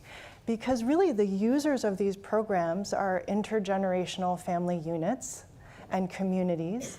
So we need to think about childcare, making it affordable and accessible to everyone, which has been talked about a lot. But we also need to think about aging and disability care in this country. 10,000 people turn 65 every day in this country. And because of advances in healthcare and technology, we're living longer than ever, which is a good thing. But it also means that Alzheimer's has become an epidemic and other dementias. And we have more than 6 million people who are family caregivers for loved ones with Alzheimer's right now. And they have no support. They feel completely alone. And then paid family medical leave, as Reshma already addressed. And then the workforce. The care workforce of child care workers, direct care workers who take care of the aging and the disabled in the home and also in institutions. Right now, the median annual income for a home care worker in this country is $23,000 per year. So you cannot, as a care worker, afford to take care of yourself and your loved ones doing this work. It leads to high rates of turnover, and it means that we can't get access, because that's the foundation of the care economy here, and we can't get access to the care and the services that we deserve, and family caregivers and working parents who need these supports also can't get access. And by the way, when we invest in care jobs, we call them triple dignity investments, because not only are you investing in jobs that are currently poverty wage jobs becoming dignified jobs and the benefit of that to the worker and their family, but it's also supporting the working family caregiver or mom or parent who relies on those care services in order to get to work every single day. Senator Casey, during the campaign a couple years ago, said, you know, some people need a bridge or a tunnel to get to work, and other people need childcare, and other people need home care. These are as essential investments to the well-being of our society as any other form of infrastructure. And then finally, the dignity and the potential of children, older adults, people with disabilities who have the right to live full, dignified lives, even as they become more frail or have different needs. Children, the return on investment in great childcare has already been documented over and over again. So I can't think of a better return on investment here than investing in this part of the economy which is growing, these jobs that can't be outsourced or automated, at least anytime soon, right? Mm-hmm. So huge opportunity here. Do you think also that did you find and have you seen that it really gets framed negatively as a focus on social policy? I do, although I think that that's changing, thanks to many of the people in this room, actually. I'm seeing Anne Marie Slaughter. We heard earlier from Leader Abrams and Secretary Raimondo. Secretary Clinton has been framing this as an economic issue for decades. I think that the tide is turning, and the mainstream economic conversation is starting to shift, and we have to make sure that our policy reflects that shift in a totally new way in the 22nd century. Okay, Adina, gender wage gap. Yes. Again, still talking about it, the same thing. It's really hasn't changed much. Women in the United States who work full-time year-round are paid typically 84 cents on the dollar for every dollar paid to their male counterparts. That wage gap's greater for women of color, Native women, women with disabilities, other underrepresented groups. We have known about these discrepancies. They stubbornly remain. Do you find that the reasons for the gender wage gap now are the same as they have been? Are there different reasons? Yeah, it's a great question, because now we are 60 and a half years past the Equal Pay Act, which was passed by John F. Kennedy in 1963. And for a number of years, there was a real shrinkage of the gender pay gap. By the early 1980s, women had cut the gender pay gap in half. But for the last 2 decades, we've seen a very stubborn persistence in the gender pay gap. And I think it has changed over time in terms of why women continue to lag in terms of salaries versus men. For a while, it really was a story about women and men doing different jobs, which we already covered in the introduction, this notion of occupational segregation. And that's true. Women and men do work in different jobs in the year 2024 in the United States. But it's also true that we don't value the work that women do. So in many, many jobs that are dominated by women, over time, as women have entered those jobs, those pay levels have gone down. So for instance, in the 1950s and 60s, a lot of women were doing computing jobs. And guess what? As soon as technology shifted and men entered those computing jobs, all of a sudden wages went up. So it's not just a simple story of occupational segregation. When women enter particular fields, because of the way that we think about and value women in society, those jobs pay less. And so that's one big shift. The other is that even as women enter male-dominated, higher-paying jobs, there's still a great deal of gender inequality. In finance, for example, women make, depending on the level, anywhere between 15 and 25% less than men make.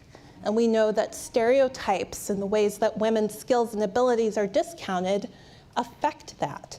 If the assumption is that you need to be aggressive and analytical, and that women somehow don't have those characteristics in finance jobs, all of a sudden, when managers are making decisions about how to set pay, they are discounting the skills and abilities of women. Before, oftentimes, they have ever seen a woman make a trade or make a decision about how to analyze a particular play in the finance market.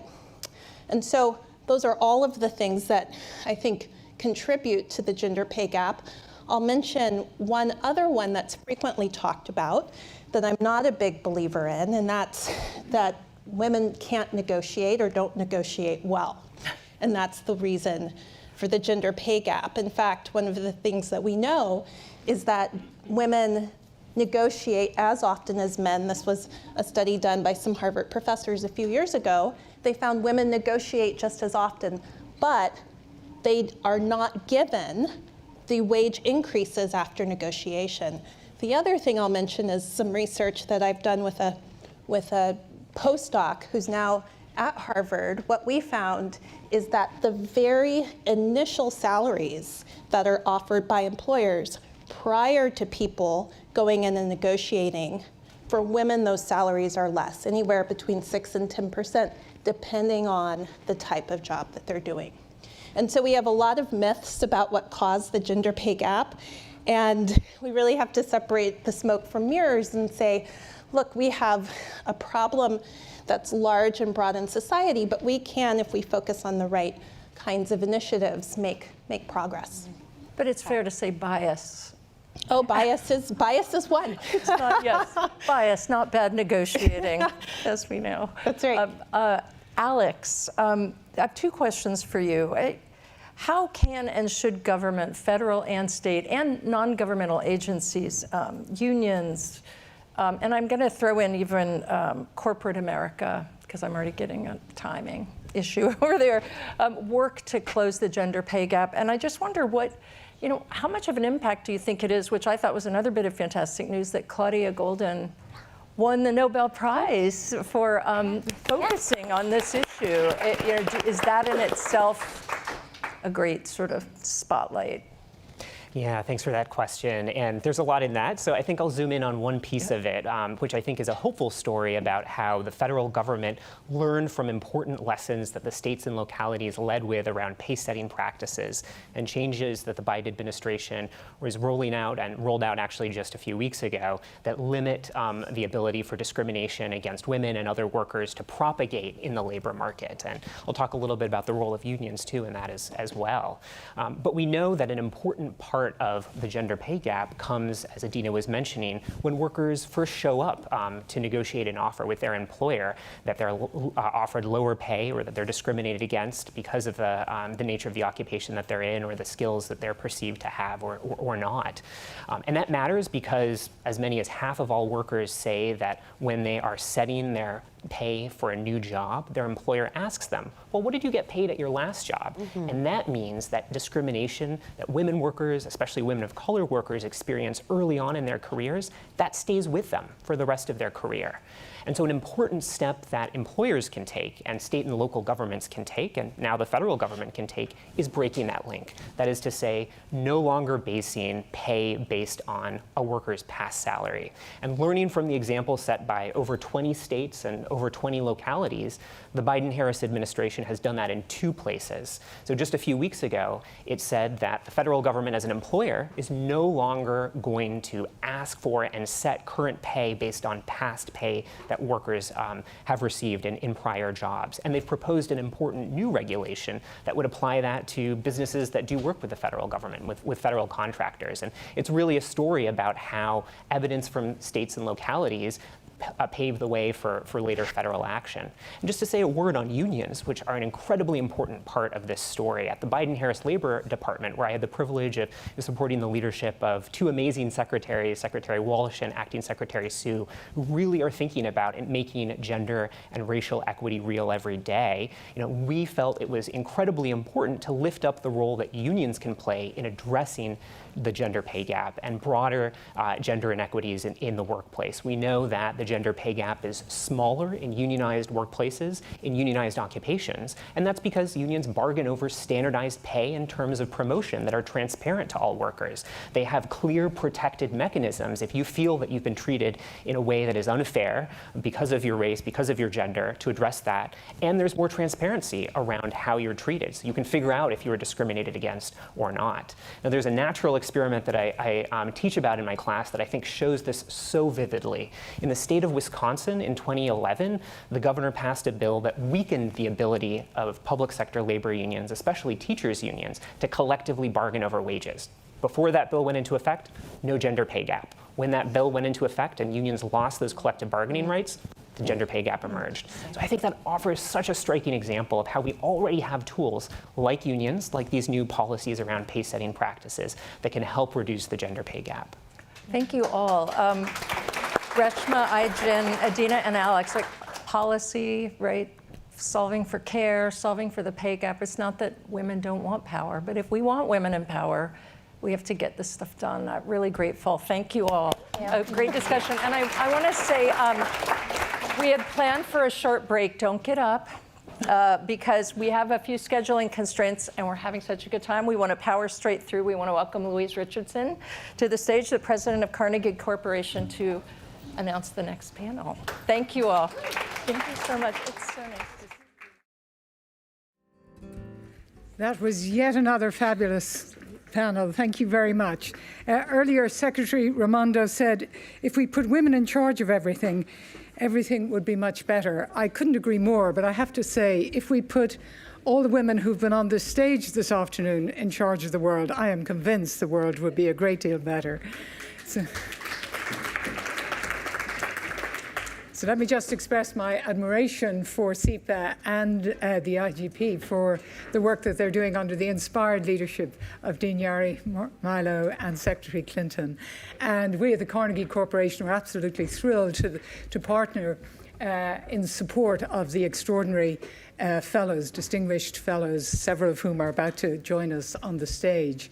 Andrew Carnegie was a very wise man, and not only because in 1913, he gave $2 million as an endowment to Columbia University.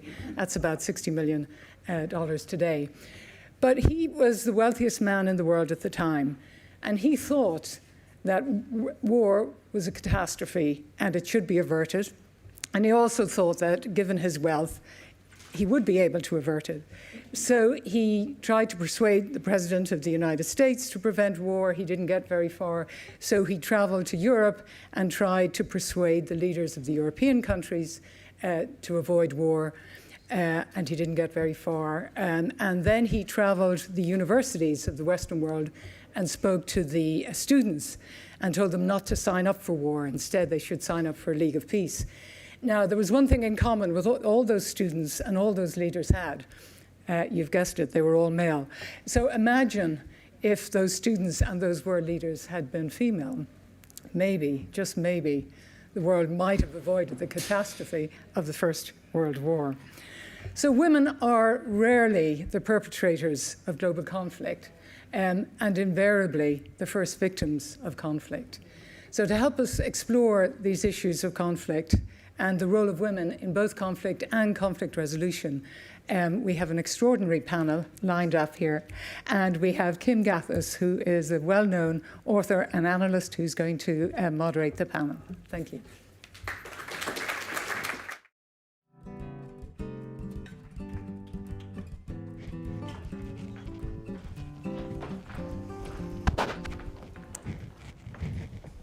Good evening, everybody. It's my distinct pleasure to be here this evening for this next panel about women and girls in conflict zones and their essential participation in peace processes. It's been a fantastic afternoon so far. Like Hillary Clinton and Dean Karen, I'm also frustrated that we're still having to say women's rights are human rights and human rights are women's rights, particularly when it comes to conflict abroad as well. We've been mostly focused on the US so far and the economy here and how to be more inclusive here, and we're going to take you overseas now with this extraordinary panel. I'll introduce them shortly, but I want to just help you focus your minds on what it means to be going overseas to talk about conflicts abroad. It can be easy to think of them as, far away, other, inevitable conflicts. But I would urge you to think of these other places where you have conflict as not exactly the same as the US, but we deal with the same issues, the same systemic biases, the same gender pay gaps, and on top of that there is conflict. And I think that the panel we have here will help us figure out how we can get such practical advice as we got from Secretary Raimondo, for example, and see how we can apply that to conflicts overseas to solve them and include women in the peace processes. I'll start by introducing the panel. We have the Honorable Henrietta Fore. She's a former Executive Director of UNICEF and former USAID Administrator. She's also an IGP Distinguished Fellow. And everyone here has an illustrious biography, so I'll keep it short for the sake of time and for a substantive conversation. We have Shabana Basij Rassikh. She's a co-founder and president of the School of Leadership for Afghanistan, SOLA, and also an IGP Distinguished Fellow. SOLA is the first and only boarding school for Afghan girls. It operated in Kabul from 2016 until the evacuation and the takeover by the Taliban again in the summer of 2021. And SOLA now is operating in Rwanda. And Shabana divides her time between Rwanda and Boston. Milan Verveer needs very little introduction, Executive Director at the Georgetown Institute for Women, Peace and Security. She was named by President Obama as Ambassador at Large for the Office of Global Women's Issues at the State Department in 2009, which she held during the secretaryship of Hillary Clinton. And joining us virtually, you can see him in there in the corner, is David Miliband, President and CEO of the International Rescue Committee and former UK Foreign Secretary and also an IGP Distinguished Fellow. Henrietta, I want to start with you. There's a startling statistic that we have, which is that more than 600 million women and girls live in conflict-affected countries in 2022. That's a 50% increase since 2017. That's really shocking. There are two things going on here: more conflict and more women being impacted. And women and girls are disproportionately affected when it comes not just to the violence, but how it affects their health, their safety, their economic prosperity and participation. We've heard some very granular advice, some very granular approaches that people like Secretary Raimondo are taking to help women participate in the workforce in the US, for example.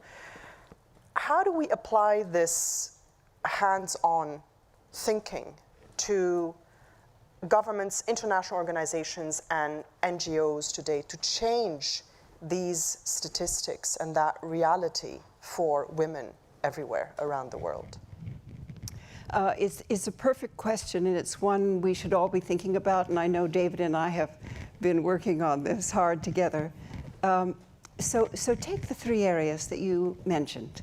You started with health, and we've been talking about the care economy and about care blocks and about the extraordinary efforts of women to be healthcare workers all over the world. And as most of you know, the statistics are that 75% of the caregivers are women.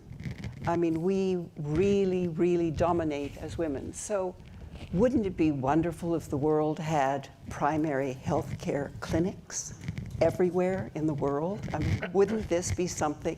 It's very practical. It means that a mother could take a child and they could go to a clinic. It could be just a few hours away. It wouldn't be days away. You could get on a bus. You could have health care. Women tend to be the leaders in their communities for health care. They also tend to be the main people who take their children to a healthcare clinic.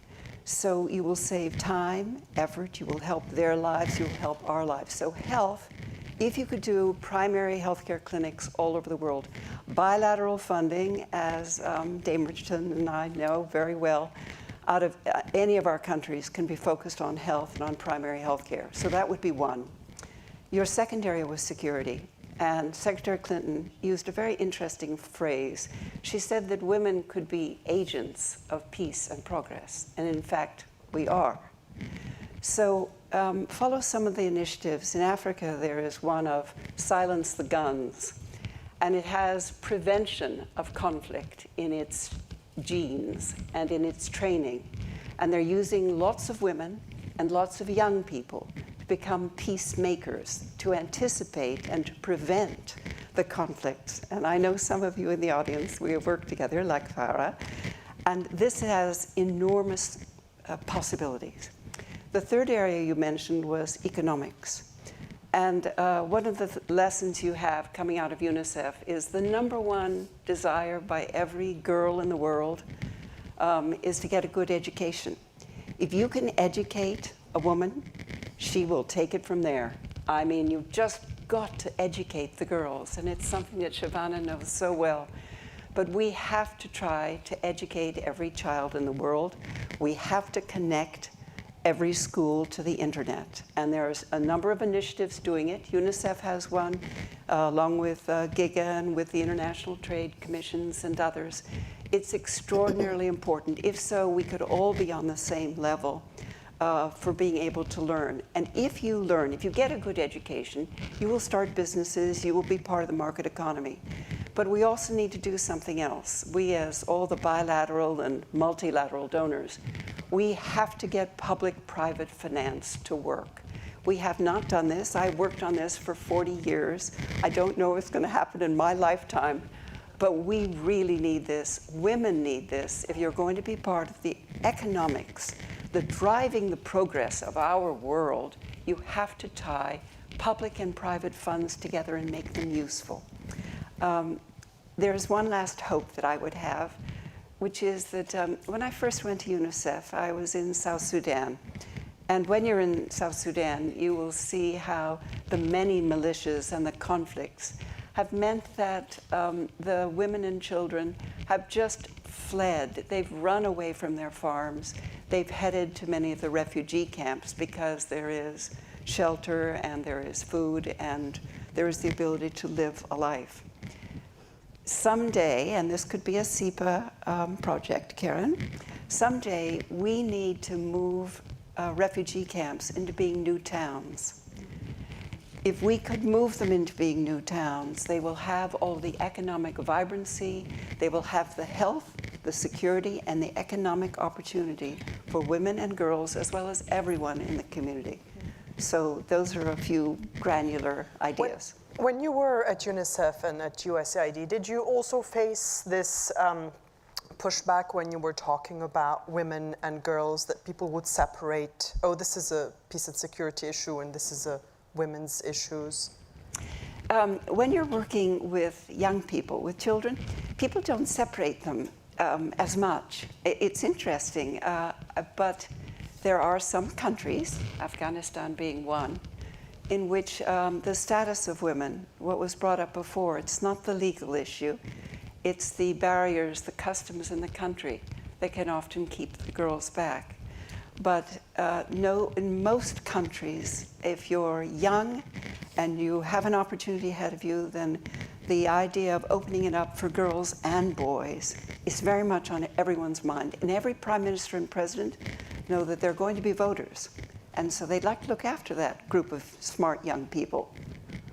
But unfortunately, Afghanistan is the big exception at the moment. Shabana, when the Taliban regained power in 2021 in August, and we saw the horrific images of people fleeing, they banned girls from going to school beyond 6th grade. You relocated the boarding school that you founded to Rwanda, and you have since also adapted the model to not only teach girls who are there, but also provide online education for girls back in Afghanistan. Lots of barriers to entry there, access to internet, safety issues when you're still in Afghanistan. How is SOLA working at the moment? How many students are in your network? And what have you learned from the experience of having to move? And what can we learn from your experience and how your model is working at the moment for education for girls? Absolutely.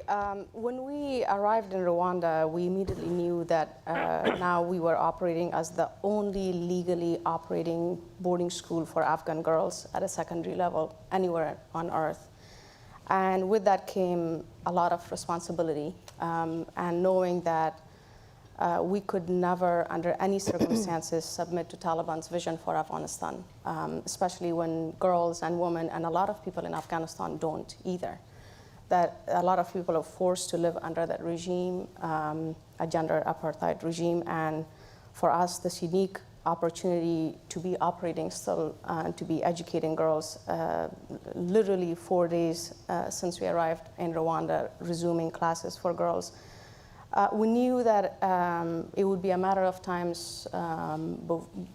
before we would receive way more application from Afghan girls to study at SOLA than we could absorb as a one boarding school. So we looked at our strategic priorities, and we arrived at 3 major ones. One was creating permanence in Rwanda, and on so many levels it made sense, especially when we talk about imagining refugee camps and communities as cities, right? So we're building a campus that will accommodate our expansion to more than double our student population in Rwanda. And knowing that we're simultaneously looking at a time when we will go back to Afghanistan. We don't know when exactly, but every single day we prepare to return one day to Afghanistan. The second one was, an example is this past year we received 2,000 applications from Afghan girls for only 30 spots in our 6th grade class. And you can imagine that 1.5% admission rate is not one to brag about. It's one to be incredibly angry about. It's one that is emotionally devastating to speak with girls from all over the world, Afghan girls who left Afghanistan for an opportunity to be in school, to study, and yet they still haven't been able to find those opportunities because where they are, they don't have the right visa, they don't have the refugee status, they don't have the financial means to be able to study. And so we thought about our second strategy, how, if we cannot bring all these girls to study at SOLA in Rwanda, how can we bring SOLA to them? And we're looking at 2 different possibilities here. One is an initiative which we call SOLA X, which we are soon to launch this month. And what it is primarily a WhatsApp-based text messaging learning opportunity for students. We have looked at a lot of initiatives, all well-meaning online initiatives to reach Afghan learners, especially girls inside Afghanistan. A lot of them require high bandwidth. You look at the videos, amazing videos that are prepared, but you look at views, there are 50, 100, or 200 views on each of those lectures or lessons and that's because people don't have access to internet. The other thing we looked at, and I think this is the genius of it, is the possibility of Taliban banning access. And we turned to WhatsApp because they also use WhatsApp to run their day-to-day operations, and they previously used WhatsApp for their insurgency operations. So if they wanted to shut it down for us, they have to shut it down for themselves. And so when we launched this in this month, the idea is that SOLA education will be available in Dari, Pashto, the primary national languages in Afghanistan, and English. We're targeting girls, but the beauty of this is it's self-paced, asynchronous learning that boys, even non-traditional students will have access to. And we have to be honest about this. It's not a replacement for an in-classroom experience. It should never be a replacement for an in-classroom experience. While we have to innovate out of necessity that girls' access to education is banned, that SOLA X for us is about keeping that hope alive for thousands and thousands of Afghan girls who don't have the opportunity. I grew up under that first Taliban regime. I was one of the very, very fortunate ones who was sent to secret underground school. And my parents did that, making me one of the very few lucky women in Afghanistan today to have the education that I have. And I ended up in 2002 attending school for the first time with majority of my classmates who were 6 years older than I was. And these were girls who were coming back to school where they had left off. And for us, we've looked at all of the previous barriers, the current challenges that girls have in Afghanistan, and imagined SOLA X and making it easily accessible for girls, for families who have a basic smartphone and let's say several daughters, and each of them can open a page, sign up for a class, enroll in grades and classes, request daily content, engage with it, take assessments, and after completing the coursework, and provided that they pass it, they receive a certificate of completion that will have a unique code that can be verified. And the next step for us is then to be able to work with international organizations who focus on providing access for Afghan girls in Afghanistan on certification and making sure that they, in the long run, can pass as a way of documenting their progress in school. And the other thing that we're looking at is the possibility of opening satellite campus or campuses in communities, Afghan communities closer to Afghanistan. While we have this incredible support from the Rwandan government, there are Afghan girls that we bring from refugee communities closer to Afghanistan where they don't have passports or they don't have the ability to receive passport. We partner with the Rwandan government who often issue travel documents for these students to be able to then travel from those communities to Rwanda. But we also partner with UN agency, with IOM, and staff members from the many different offices of IOM across the world who partner with us in chaperoning every single one of these Afghan girls who are admitted to SOLA today to be able to safely come to us, to Rwanda. And then finally, the other thing that we're focusing on right now is creating a really robust network of highly educated Afghan women who are going to be currently in the diaspora, a network of Afghan sisterhood. Right after the first Taliban regime collapsed in 2001, thousands of Afghan refugees poured back into Afghanistan. And out of that group emerged a group of Afghan women who were leaders in both public and private sectors. And these were Afghan women who had the opportunity to be able to study while they were themselves refugees, or to be able to continue to be professional women in these refugee communities. And they ended up becoming some of our most prominent leaders in Afghanistan.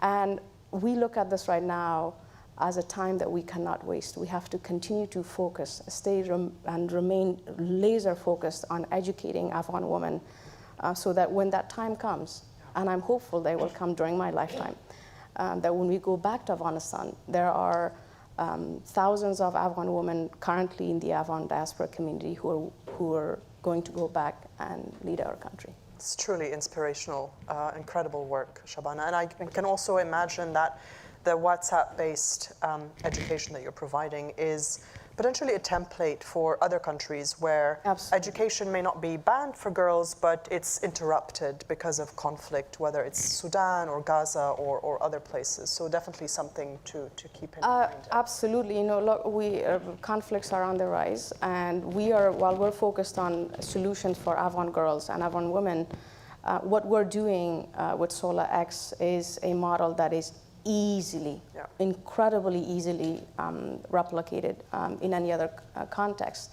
And along the same lines of looking at refugee populations in general, but particularly girls and women, we have to be able to look at them not as burden coming towards us or upon us. We have to look at them as wealth of resources that are on the move, that are forced to move. And it's certainly the case for Afghanistan. When I was evacuating our community, I ended up spending 3 days at the airport, and I firsthand witnessed the brain power of Afghanistan fleeing, not because they wanted to, but because they had to. And that was beyond devastating for me to witness. And I knew that where I was standing, where I was watching them, they were going to pass a line where, for Afghanistan, they were the most wanted individuals and resources and people who were churning the Afghan economy, leaving. And as soon as they crossed that line, they were becoming the most unwanted people on earth, wearing one of the least wanted identities, which is that of a refugee. And so we have to look at it. We have to start to look at refugees differently. We have to look at these people on the move differently. We have to equip them with that continuity of learning. Institutions, especially higher ed institutions and institutions at the secondary level, have to work together so that the responses to these forced migrations are not on ad hoc emotional basis. They are not a one-off, let's open up a wealth of fellowships and scholarships and opportunities for these students from Afghanistan and then from Ukraine and then from the Middle East and bring them in. But it has to be a very comprehensive, well thought out response so that we can see these young people who are on the move go from place to a place and they're to be a continuity for their learning so that they can easily transition into and return eventually to build the peace. David, I want to turn to you. Thank you for joining us virtually. In the IRC's annual report, the Emergency Watch List, you highlighted that organizations like Shabana's are actually underfunded. And you have a rather shocking stat in that report that says that only 1.2% of humanitarian financing reaches women-led organizations. So not only are women the main sort of recipient of the violence in conflict, the first affected, but when they try to do good like Shabana, they end up being underfunded as well. What can the international community do to first take stock of this quickly and also address it very quickly? Because women shouldn't just be half of the economy, but also half of the solution, of course, and they can be. So how do we address this? Thanks so much, Kim. I'm really honored to be part of this panel and need to start with an apology not being in the room with you. I just absolutely had to be in the IRC office this afternoon, so I apologize for not being with you. I think there are three important points to get to grips with your question. The first is that the International Rescue Committee, my organization, we are an international humanitarian organization focused on people whose lives are shattered by conflict and disaster. And we say that we cannot be a successful humanitarian organization unless we're also a feminist organization. By that, we mean that we take seriously the structural inequalities that face women and girls in the communities that we work in, but also take seriously the structural inequalities that exist within our sector and, God forbid, sometimes even within our own organization. So I think the framing is very, very important, and I'll come back to that. Secondly, I do want to just alight on the testimony that Shabana has given about the situation in Afghanistan.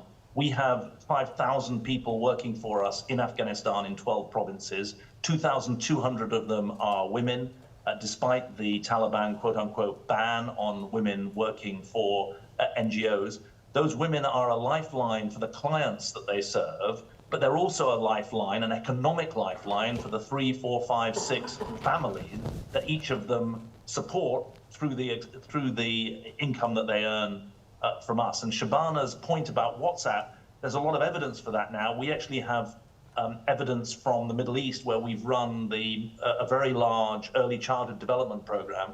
We showed that using similar techniques to those that Shabana has used, that you can make a year's worth of pre-primary progress in emotional and social progress, but also academic learning in just 11 weeks of our program. So there's real potential. Technology is often thrown at children as an educational solution. That doesn't work, but in the right hands, it can work. Now, to your point about the funding and support for women-led organizations, if there was a percentage of funding related to the amount of political rhetoric on an issue, then funding for gender equality would be through the roof. But essentially what we're dealing with here is a massive mismatch between the number of political speeches and the amount of political action. This is all about political leadership. It's about transparency, it's about clarity, it's about consistency and follow through. And I just want to give you one example of this. In every crisis response, there's something called the Humanitarian Country Team that is run by the UN and its agencies. 80% of humanitarian country teams have no plan to reduce gender inequality, despite all the rhetoric about this. So that's how you end up in a situation of not just underfunding of local organizations in general, but of the underfunding of the women-led organizations. And in our experience, this is all about information that's secret never leads to reform. You've got to have transparency, you've got to have targets, you've got to have leadership role modeling, and you can then make significant progress, whether it be about hiring or it be about financial flows. And I hope that the IGP will make it part of its business to make sure that fragile and conflict states are not just marginal to the global political conversation, but achieve the status they need, which is closer to the mainstream. Because if we know anything, it's that untended humanitarian crisis leads to more political instability. And that's what we're seeing in many parts of the world, not least in the Middle East, which no doubt we'll touch on. But frankly, there's 25 million people in Sudan today who are suffering from an extraordinary political and military and economic crisis. It's impossible to get anyone to pay any attention to it at all. And if the IGP can shine a light, all the better. Thank you, David. Milan, I want to turn to you. We're talking about conflict and how women are affected, how they are first affected alongside children as well, whether it's Sudan or Gaza, Ukraine or Afghanistan. But there is also what happens after conflict, and that is the peace process. One could argue that perhaps if women had been at the table in the discussions for Afghanistan and the peace process, perhaps better represented, maybe we would have made better, more progress. Women are often excluded from the peace process, and yet we know that if they are included, the peace is more sustainable and more achievable. And we've seen examples of that. I'd like to think of Northern Ireland, for example. Tell us a little bit about what people are missing when they go into a peace process or peace negotiations if the women are not included, and I'll have a follow-up question. Well, there's so much wisdom in what you said, Kim, and before I make an attempt to address some of it, I want to thank the organizers. Again, it's my second trip up here to SIPA in a few weeks, and these are profoundly deep and important conversations.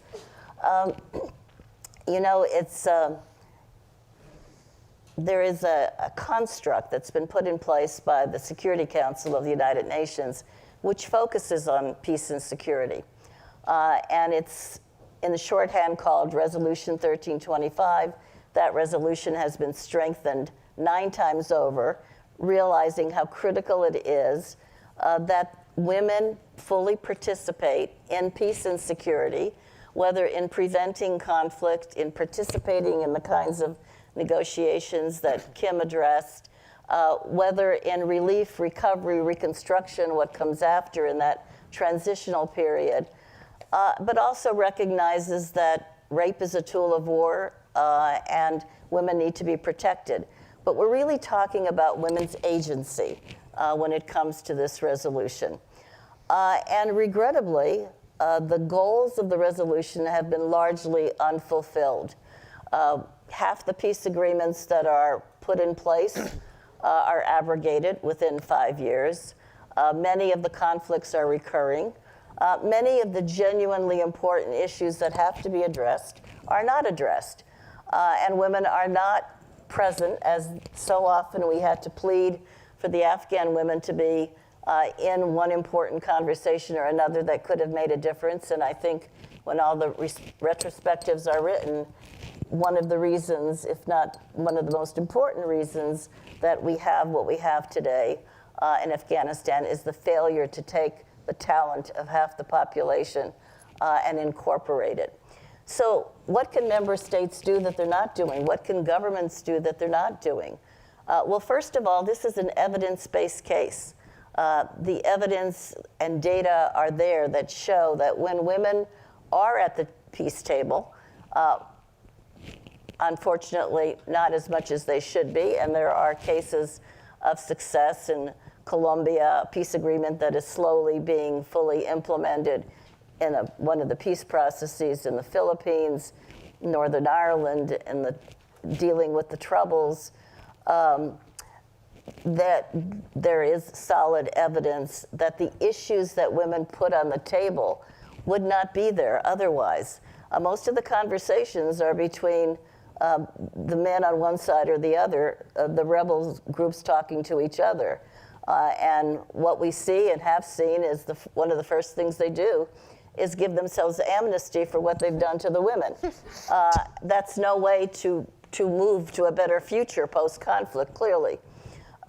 So the recognizing the importance of this participation, issues like reconciliation, human rights, economic issues, bringing communities back together, being an honest broker, those are the kinds of real tangible inputs women bring that have positive conclusions to them. So recognizing the evidence, I think, is clearly important. Secondly, understanding the role that women play at the local level. David brilliantly expressed the critical role that's being played. And stealing from you, David, as I often do, really recognizing the centrality of that role at the local level. Bringing communities, facilitating dialogue among them, understanding the conflict, having central knowledge about what's going on, knowledge that really, if there's going to be an end to the conflict in a better future, has to be incorporated in the discussions. So what you have is a bifurcated process. You have what we call a track 2 or track 3 happening at the local level, really, really important work going on, but it doesn't inform the formal level, track 1. And women are rarely in that formal level. So one of the critical things that has to happen is there's got to be connectivity between 2 and 1, and preferably bringing more of those women to the peace table itself to negotiate. Secondly, what David said about women's organizations and what Shabana exemplifies is that they are underfunded. And I agree completely. If we could take all of the wonderful rhetoric about how important this issue is and turn it into something tangible, we'd have countless women at peace tables. We'd have a much more peaceful world, it seems to me. And we would have plenty of resources for these vital organizations. That isn't happening. That needs to happen. And we need more women in positions of responsibility, certainly as negotiators, as mediators. There are very, very few, maybe 10% of the negotiators, and even fewer signatories to agreements. So this recognition of the vital role is another critically important element. The Security Council also said that governments should adopt national action plans to take the important work that this represents, implement it, realize it. And there are over 100 national action plans today. Secretary Clinton presided over the realization for the first time of the United States National Action Plan. Some are check the box. That's all a government can say is, I've checked the box. We have a national action plan. They don't really do anything about it. Others are extraordinary. Governments really revisiting year after year what they need to do to better implement the resolution. But there is a lot of work that still needs to be done. Israel and Palestine, for example. No reference to 1325, no national action plan. It seems to me to really begin to deal with the dramatic absence of women from a peace process over decades, it needs to start soon. It needs to have happened years ago. But one place local peace builders are working on is a national action plan. Another area that has to be addressed is for this to be real in government. So you have a conversation about, we have a NAP, we believe in women, peace, and security, but it's not connected to the foreign policy. And it's something you mentioned earlier, Kim, where there has to be, Afghan policy needs to be women, peace, and security, not siloed, separate women's issue. Ukraine policy, women, peace, and security. Middle East policy, this needs to be mainstream, integrated, gender perspective and participation of women. Only then will we begin to get the kind of effective results that we need to see. And I think also we increasingly need to governments need to come together.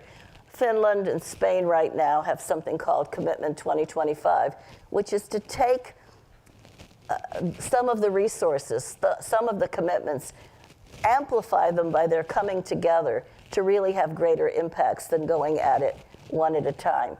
But in the end, this is about political will. It's about leadership. It's about power. It's easier to talk about this than the reality of what's happening. And I just want to read this quote to you from a former Secretary of State you may recognize. She said, "The time to change how the world thinks about conflict and how we stop it and prevent it, how we think about security and how we provide it, how we think about peace and how to realize it. And it's past time for women to take their rightful place side by side with men in the rooms where the fates of people are decided. And those are in negotiations to make the peace and in the institutions to keep the peace. And women are still not there in great numbers that they should be." Absolutely. Thank you so much, Milan. I'm being told that we have to wrap up. We could be here and have a whole session just about that. But I think it's important to remember that just as we discuss inclusive economies in the West, this inclusivity, not looking at the issue of women as just a social issue also in areas of conflict, but as really part of the solution about peace and security, and having women not just as seeing them just as victims, but also agents of change, and empowering them and counting on organizations like David's organization to fund women-led organizations. Thank you very much, and thank you to the panelists. Thank you.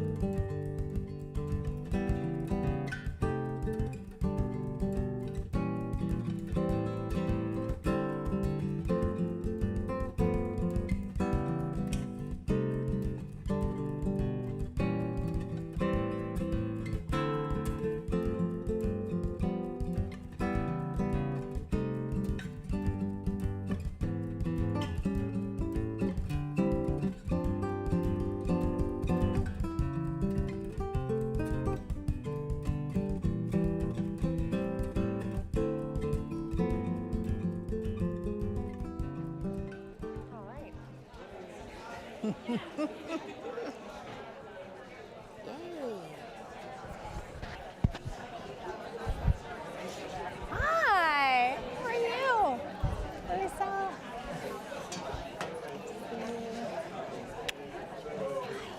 Are you staying for dinner? I'm gonna take a car back. A car? Because we have to be back tomorrow. Whoa. Are you trying to figure out if someone drank from yours? Yeah, right? Right. I was like thinking, should I or shouldn't I? I think I'll go get my own water. Is that bad? Hello, everyone. I think We're going to get started with this next panel. Hello, everyone. I'm Elise Nelson. I'm President and CEO of Vital Voices. Thrilled to be here with all of you and with so many good friends as I look out. And obviously today talking about another critical issue. As Secretary Clinton said in her opening remarks, rapidly emerging innovations and technology offer both great opportunity, but also great challenge. We have seen a rise of digital dictatorship, disinformation, and online abuse. It's no wonder it's targeting women because it is a very effective tactic to silence them, particularly when it comes to women political leaders, and really strip women of our power. The panelists today are a phenomenal group of experts in this area, coming from different perspectives and different sectors. Let me introduce them. So first, to my right, Rachel Vogelstein. She's Deputy Director and Special Assistant to the President at the White House Gender Policy Council. She's also Special Advisor on Gender at the White House National Security Council. She's author and has served as an advisor to Secretary Hillary Rodham Clinton on women's issues for more than a decade. I was reading that and thinking maybe 2 or 3, but wonderful to have you here. Next to her is Camille Francois. She is IGP affiliated faculty. She has also recently been appointed by President Macron as to lead this new landmark commission on information and society. She's a leader and innovator in the area of trust and safety online, having worked with a number of different tech companies, and recently was named a Time 100 Next Gen Leader. This is no joke, this panel here. Next to her is Nina Jankowicz. She's former executive director of the Disinformation Governance Board of the United States. She is author and internationally recognized expert on disinformation and democratization. She recently was named one of Time magazine's 100 most influential people in AI.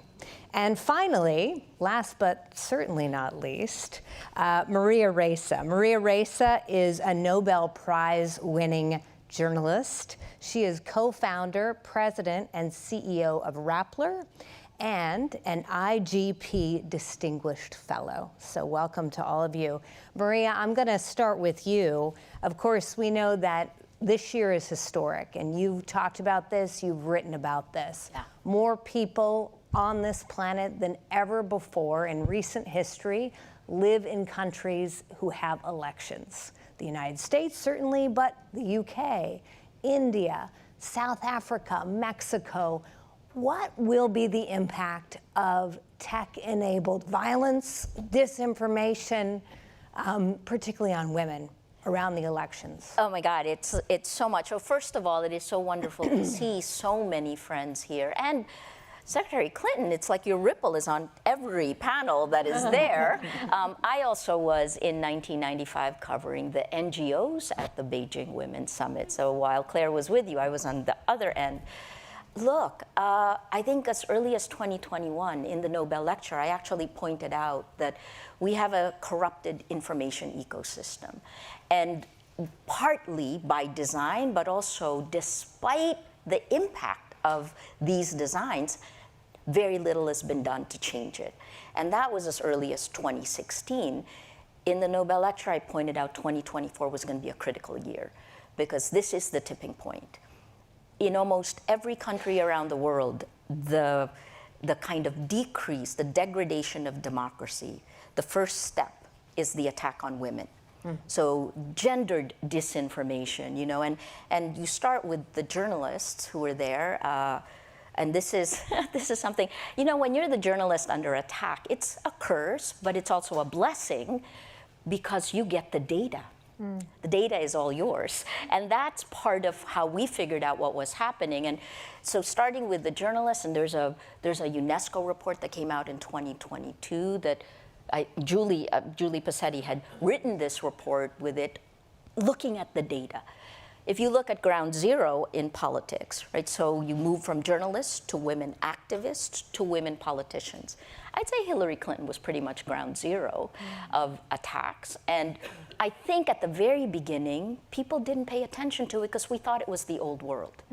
But gendered disinformation, information operations, and then when it becomes misinformation, right? So this is a cascade through society. When you seed a meta-narrative, it gains greater strength.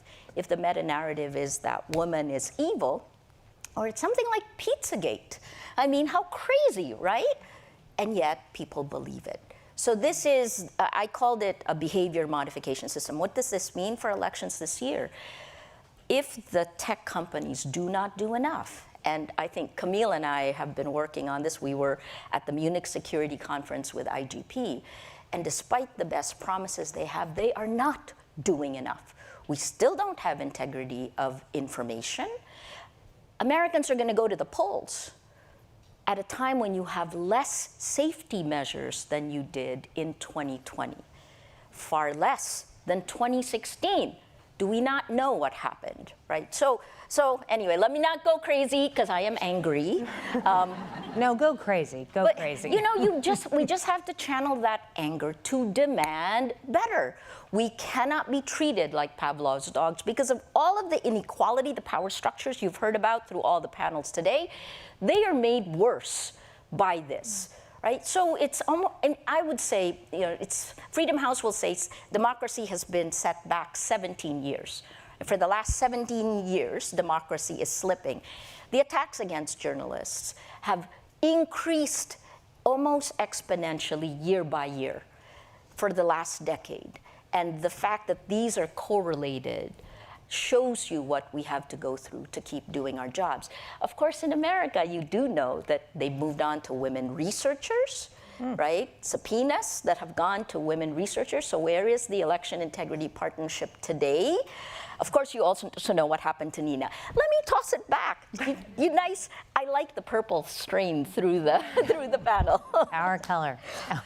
We got to stand up and demand better. Maria, yes.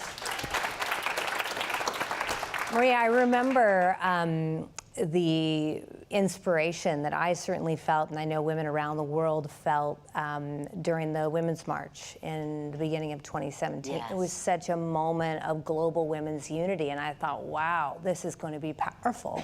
But shortly thereafter, we saw this splintering of the organization that put that together, and then a couple of years later, it came out that they were attacked by Russian bots. And I thought, whoa, it isn't just political leaders. Yeah. It's also women activists. They are really afraid of us now. Really, I mean, they were afraid. Yeah. I should say. Russian bots were afraid. Well, I mean, in this order, right? Women journalists, women activists, women researchers, and up the top, women politicians. I mean, you know, I don't know if Jacinda Ardern has said this, but she is a leader of a Five Eye nation. Of course she was targeted. There was a Finnish foreign minister, I think. Yeah. Yes, who resigned, and she specifically said it was because of disinformation. All of the things Hillary Clinton has lived through, if you talk to someone outside the United States who don't know the real history, it's fused together. Right? In the same way that the meta-narrative for the annexation of Crimea that was ceded by Russia in 2014, right? So they annexed Crimea with that, was the same meta-narrative used to actually invade Ukraine itself in 2022. These things grow, and I hate to use the word alternative reality, which a White House press secretary said, right? These are not alternative realities, these are lies. And so we need to make the tech companies who are now the new gatekeepers accountable for this, because we're redoing the same exact mistakes we made in AI's first gen, which is social media. We're doing it again with large language models. We are not anchoring those large language models in a knowledge graph that anchors facts. So that's part of the reason it hallucinates. Let me not go into the tech part, because I'm sure we'll talk about it, but women have been pushed back a decade. Think about it like that. Wow. You mentioned Nina, and I want to turn to you next, Nina. Let me just say, we are so excited at Vital Voices, and today we're actually announcing an incredible new partnership with the Institute. We are working together, and with, of course, Camille as well as Maria, on a new piece of research that Nina is leading, really looking at the landscape and where women stand in terms of tech-enabled violence, particularly as we head into this important year. Nina, I would love for you to talk about what some of those initial findings are as you give us the sort of state of play. I know it's not complete yet, but soon. So maybe just give us a little bit of flavor there. But also, Maria mentioned your personal experience, and I think also to talk a bit about that. Yeah, so let me say, first of all, it's such an honor to be here on this stage in this room, and it's also a full circle moment for me because 2 years ago, I was sitting here in this room, and Camille was here, and Julie Pizzetti was here, and I was massively pregnant, and my second book, How to Be a Woman Online, had just come out a couple days before, and a couple days later, my life blew up because it was announced that I was appointed to lead counter-disinformation efforts within the Department of Homeland Security in the Biden administration, and really massively empowered, well-financed liars went on a campaign to defame me. And because of that, tens of millions of my fellow Americans heard lies about me. Hundreds of thousands of them think that I've committed treason somehow and wanted to censor Americans. And tens of thousands of them then went on to harass and violently threaten me, my unborn child, and my family. We were doxxed. We still deal with death threats to this day, 2 years later. And actually, there was deep fake porn created of me. Actually, Secretary Clinton and I co-star in one of those, which I think is a compliment.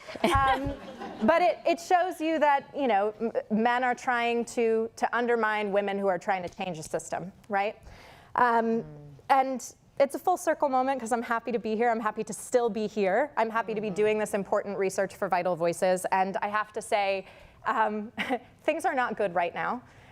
When my co-author, Isabella O'Keefe, who's a PhD student at Cambridge, and I were doing a literature review as part of this paper, we looked at things that Dr. Julie Pizzetti wrote 8 to 10 years ago, stuff that was being written by NDI at that time. And what we saw was that not only has the policy not changed, but things have gotten measurably worse. Not just in the amount of attacks or the toxicity of the attacks. We now have a tech environment that is enabled by people like Elon Musk, who have rolled back all of the trust and safety measures. Not only have they rolled them back, but they have just completely lost the political will to do content moderation. Content moderation has now become equivalent with censorship, which is just nonsense.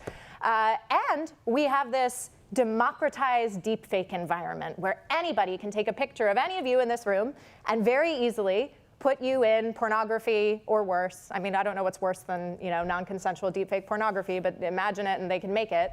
And spread that around. And it's not just happening to Taylor Swift. It's not just happening to public figures like me. It's happening to ordinary women, and it's happening to young girls in high school and middle school made by their classmates. And no one has done anything about it. And let's not even talk about Congress. They're not passing anything about this as much as they're upset about Taylor Swift, right? It's not just the deep fakes. It is hate speech and targeted harassment that we have normalized in today's political environment. So my kind of top line conclusion from the paper so far, and you'll be able to find this on the IGP website in just a few short weeks, is frankly that we need to mainstream these conversations. I'm really glad that we're all here together as a group of powerful women today, but we need more men. We need to have these conversations not just in feminist and women's groups, but with the tech platforms, with civic tech groups, who are just kind of sidelining this into, you know, little women's initiatives. And that's not what we need. We really need to be talking about this as a first order of business for all the reasons that Secretary Raimondo laid out about mainstreaming gender issues earlier today. So that's the main top line finding, and we can go into policy discussions later. But things are bad, and I think particularly with 2 billion people voting this year, they are about to get worse. 2 billion people voting and more women than ever probably running for office. So speak up when you see this stuff happening. Report it to the platforms. They probably won't do anything. Call out that behavior, especially the men in the audience, and maybe we will start to see change. Report it to us. We can run after them. Yeah. Yeah. Well, Camille, speaking of platforms. Are you ready to represent the entire tech industry, Camille? Let me first just say that this woman has been the ultimate internal rabble-rouser and advocate within the tech sector, working at some of the biggest companies. And I was thrilled, and my colleagues were thrilled to have the opportunity to meet her at a gathering we hosted last summer. And of course, Nina and Maria were there as well, to bring together tech leaders, women's rights activists. And what is incredible is how many of us had not met before and how critical it is to work together and how wonderful the solidarity has been since, including this great partnership. So, Camille.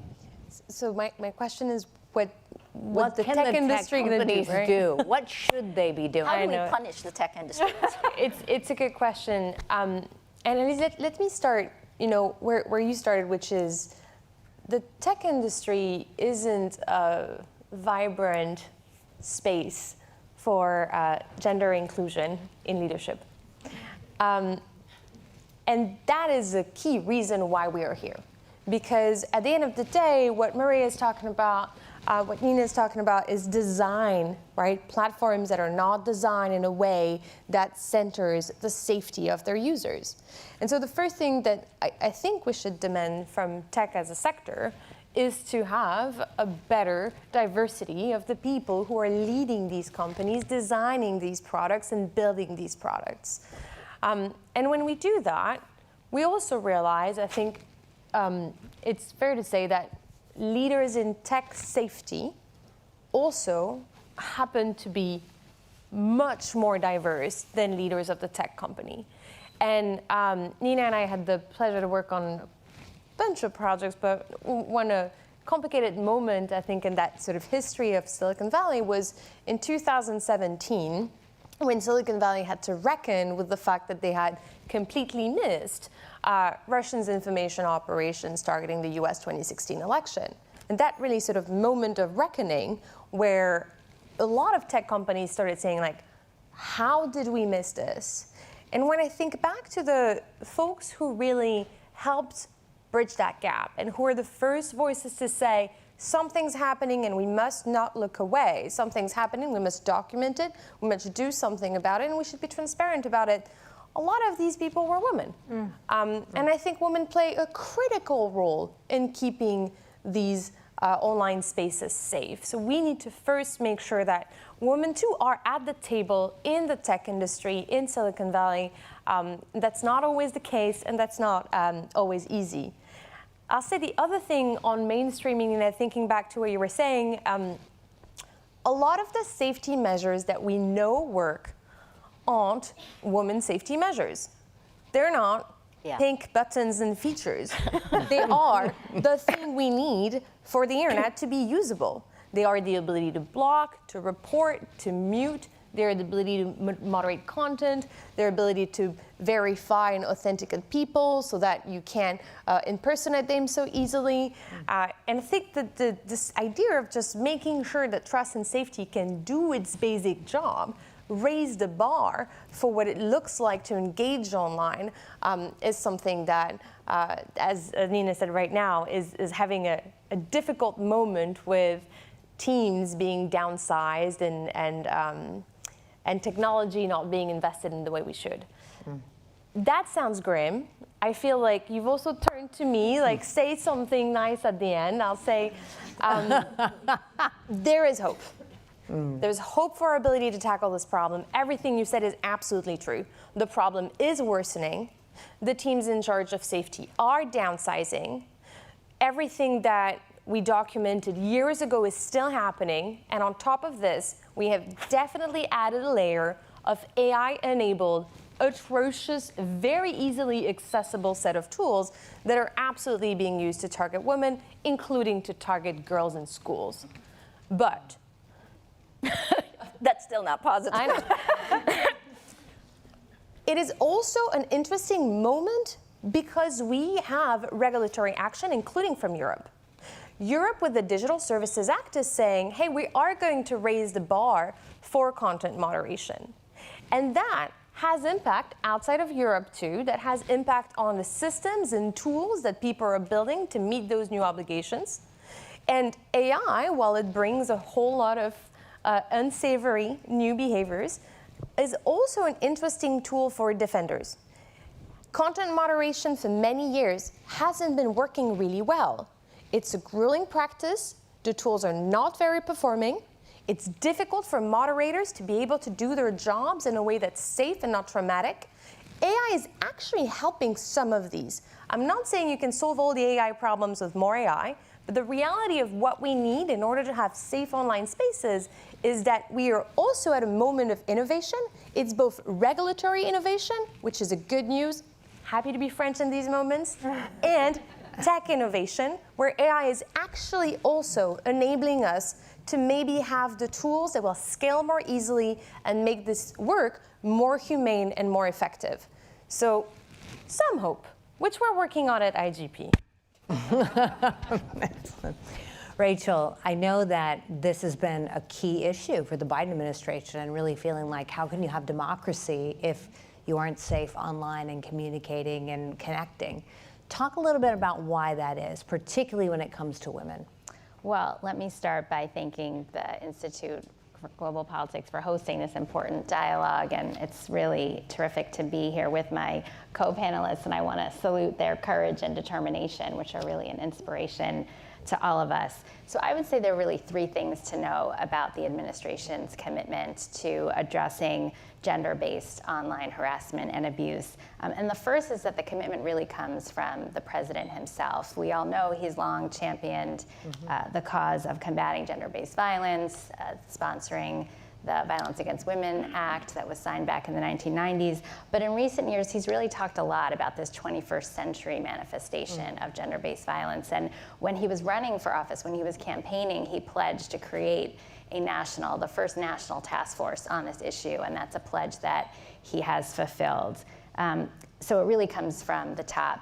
The second thing to know about the administration's commitment is that, as you said, this is an issue of democracy. It's certainly rooted in our national strategy on gender equity and equality, but it's also been core to our efforts to protect and support democracy both at home and abroad. And we've heard some of the harms that folks up here and so many others have experienced, targeted harassment and abuse, gender disinformation, and that these are harms that are particularly targeted at women leaders, at women activists, at women journalists. So that is why back when President Biden first convened the Summit for Democracy in the beginning of the administration in 2021, he pledged there to form the first ever global partnership to combat gender-based online harassment and abuse. And he did that to make clear that it's part of our democracy protection and promotion efforts. The third thing I think that makes our work on this different is that we are focused on this issue both at home and abroad, so both through our domestic policy and our foreign policy. And we recognize that the stakes are high here in the US, with 1 in 3 women under the age of 35 citing experiences with sexual harassment and stalking online. But we know this is a borderless problem. And so that is why it's been really important to work in collaboration with other nations and with partners around the world. So here at home, the White House Task Force on Online Harassment and Abuse was established in 2022 with a clear mandate for federal agencies to develop concrete actions to address this problem. And so we've seen some fruits from that effort. For example, the Department of Justice last fall established our nation's first ever national helpline, providing support to survivors of image-based abuse, which is new. We also saw the issuance of an executive order by President Biden on artificial intelligence, which includes provisions that explicitly focus on gender-based violence and gendered manifestations. So for example, the executive order takes steps to address image-based sexual abuse that's AI generated, requiring the government to implement methods to detect it and to label AI manipulated content, for example. And we are pairing those domestic efforts with the work that we're doing globally. So for example, we've worked with New Zealand, a member of the Global Partnership, to introduce a gender-based hate and harassment pillar of the Christchurch Call to Action, which is focused on combating online radicalization. And later this month, with the governments of the UK and Kenya, the US is going to host the first of its kind conference on gender disinformation in Nairobi, bringing together experts to create a model playbook for how we handle these issues in the context of elections. And I'm really pleased that Nina has been recruited to help develop this tool.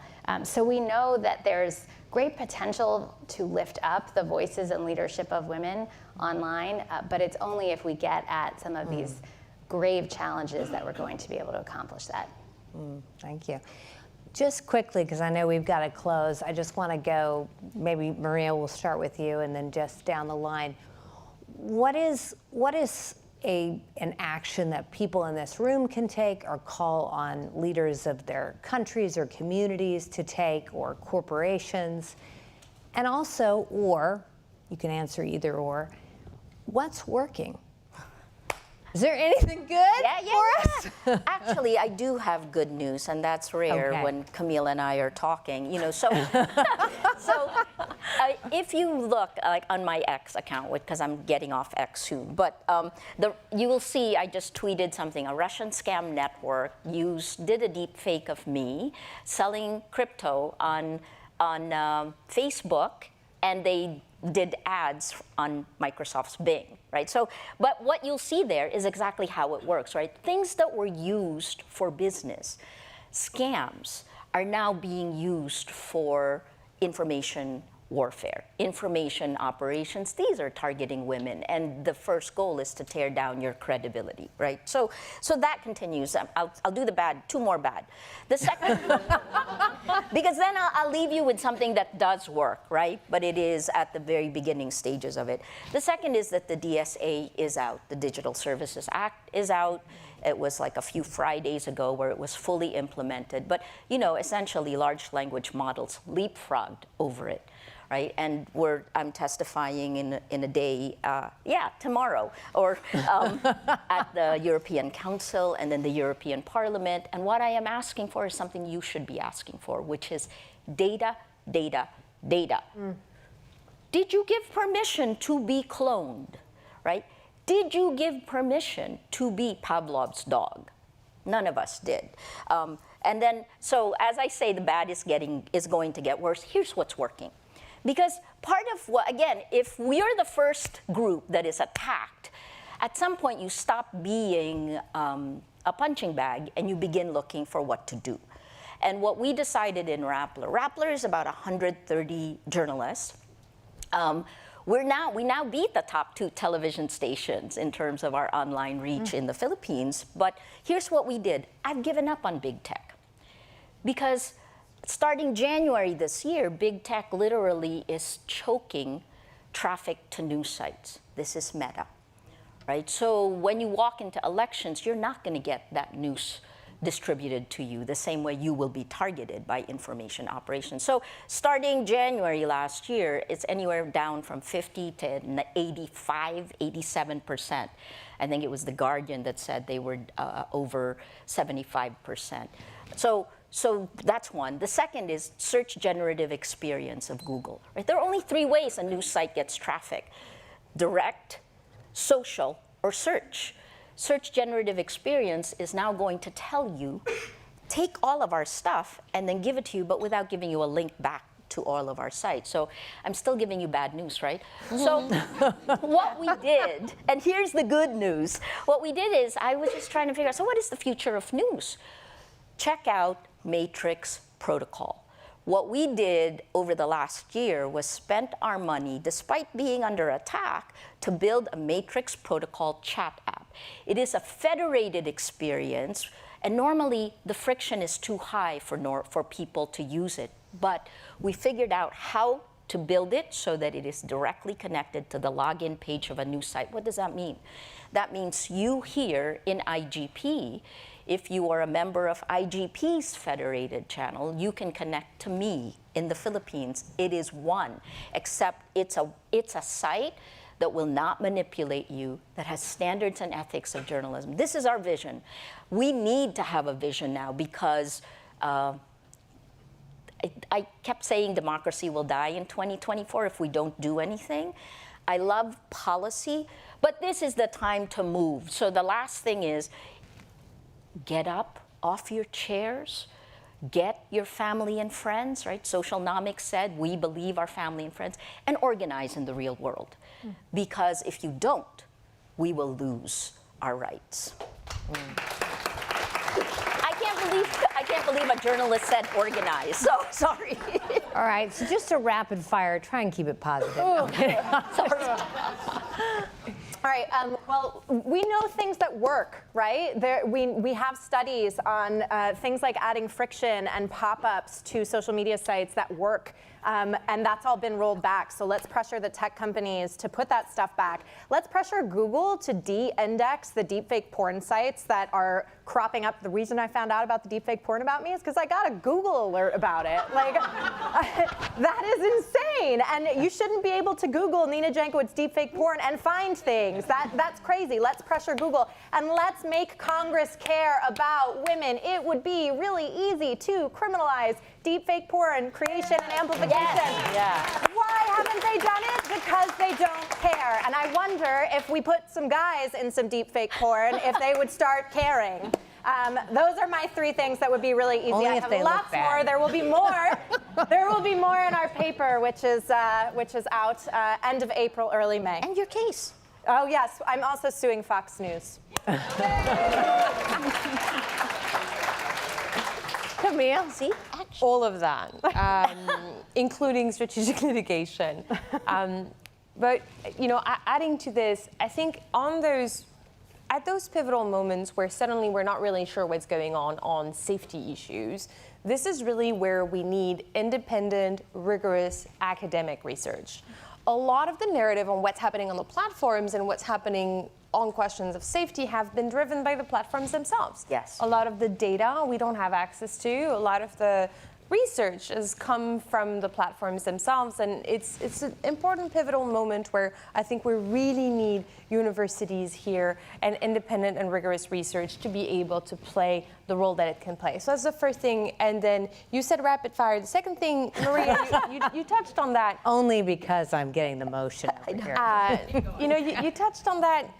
The tech ecosystem we have right now is definitely not the one we deserve. It's also not the one we're locked in. They are alternative architectures, there are alternative business models. At IGP, we're looking into ensuring that open source AI can also play a role in creating a more diverse set of online spaces. We don't have to live in a monoculture of platforms that are ruled in bizarre and sometimes deranged ways. And so making sure that we have those alternatives, including that we can push for policy and technological solutions that continue enabling these alternative spaces, I think is also really important. We don't have to be locked in on X. I can't believe you send people to X.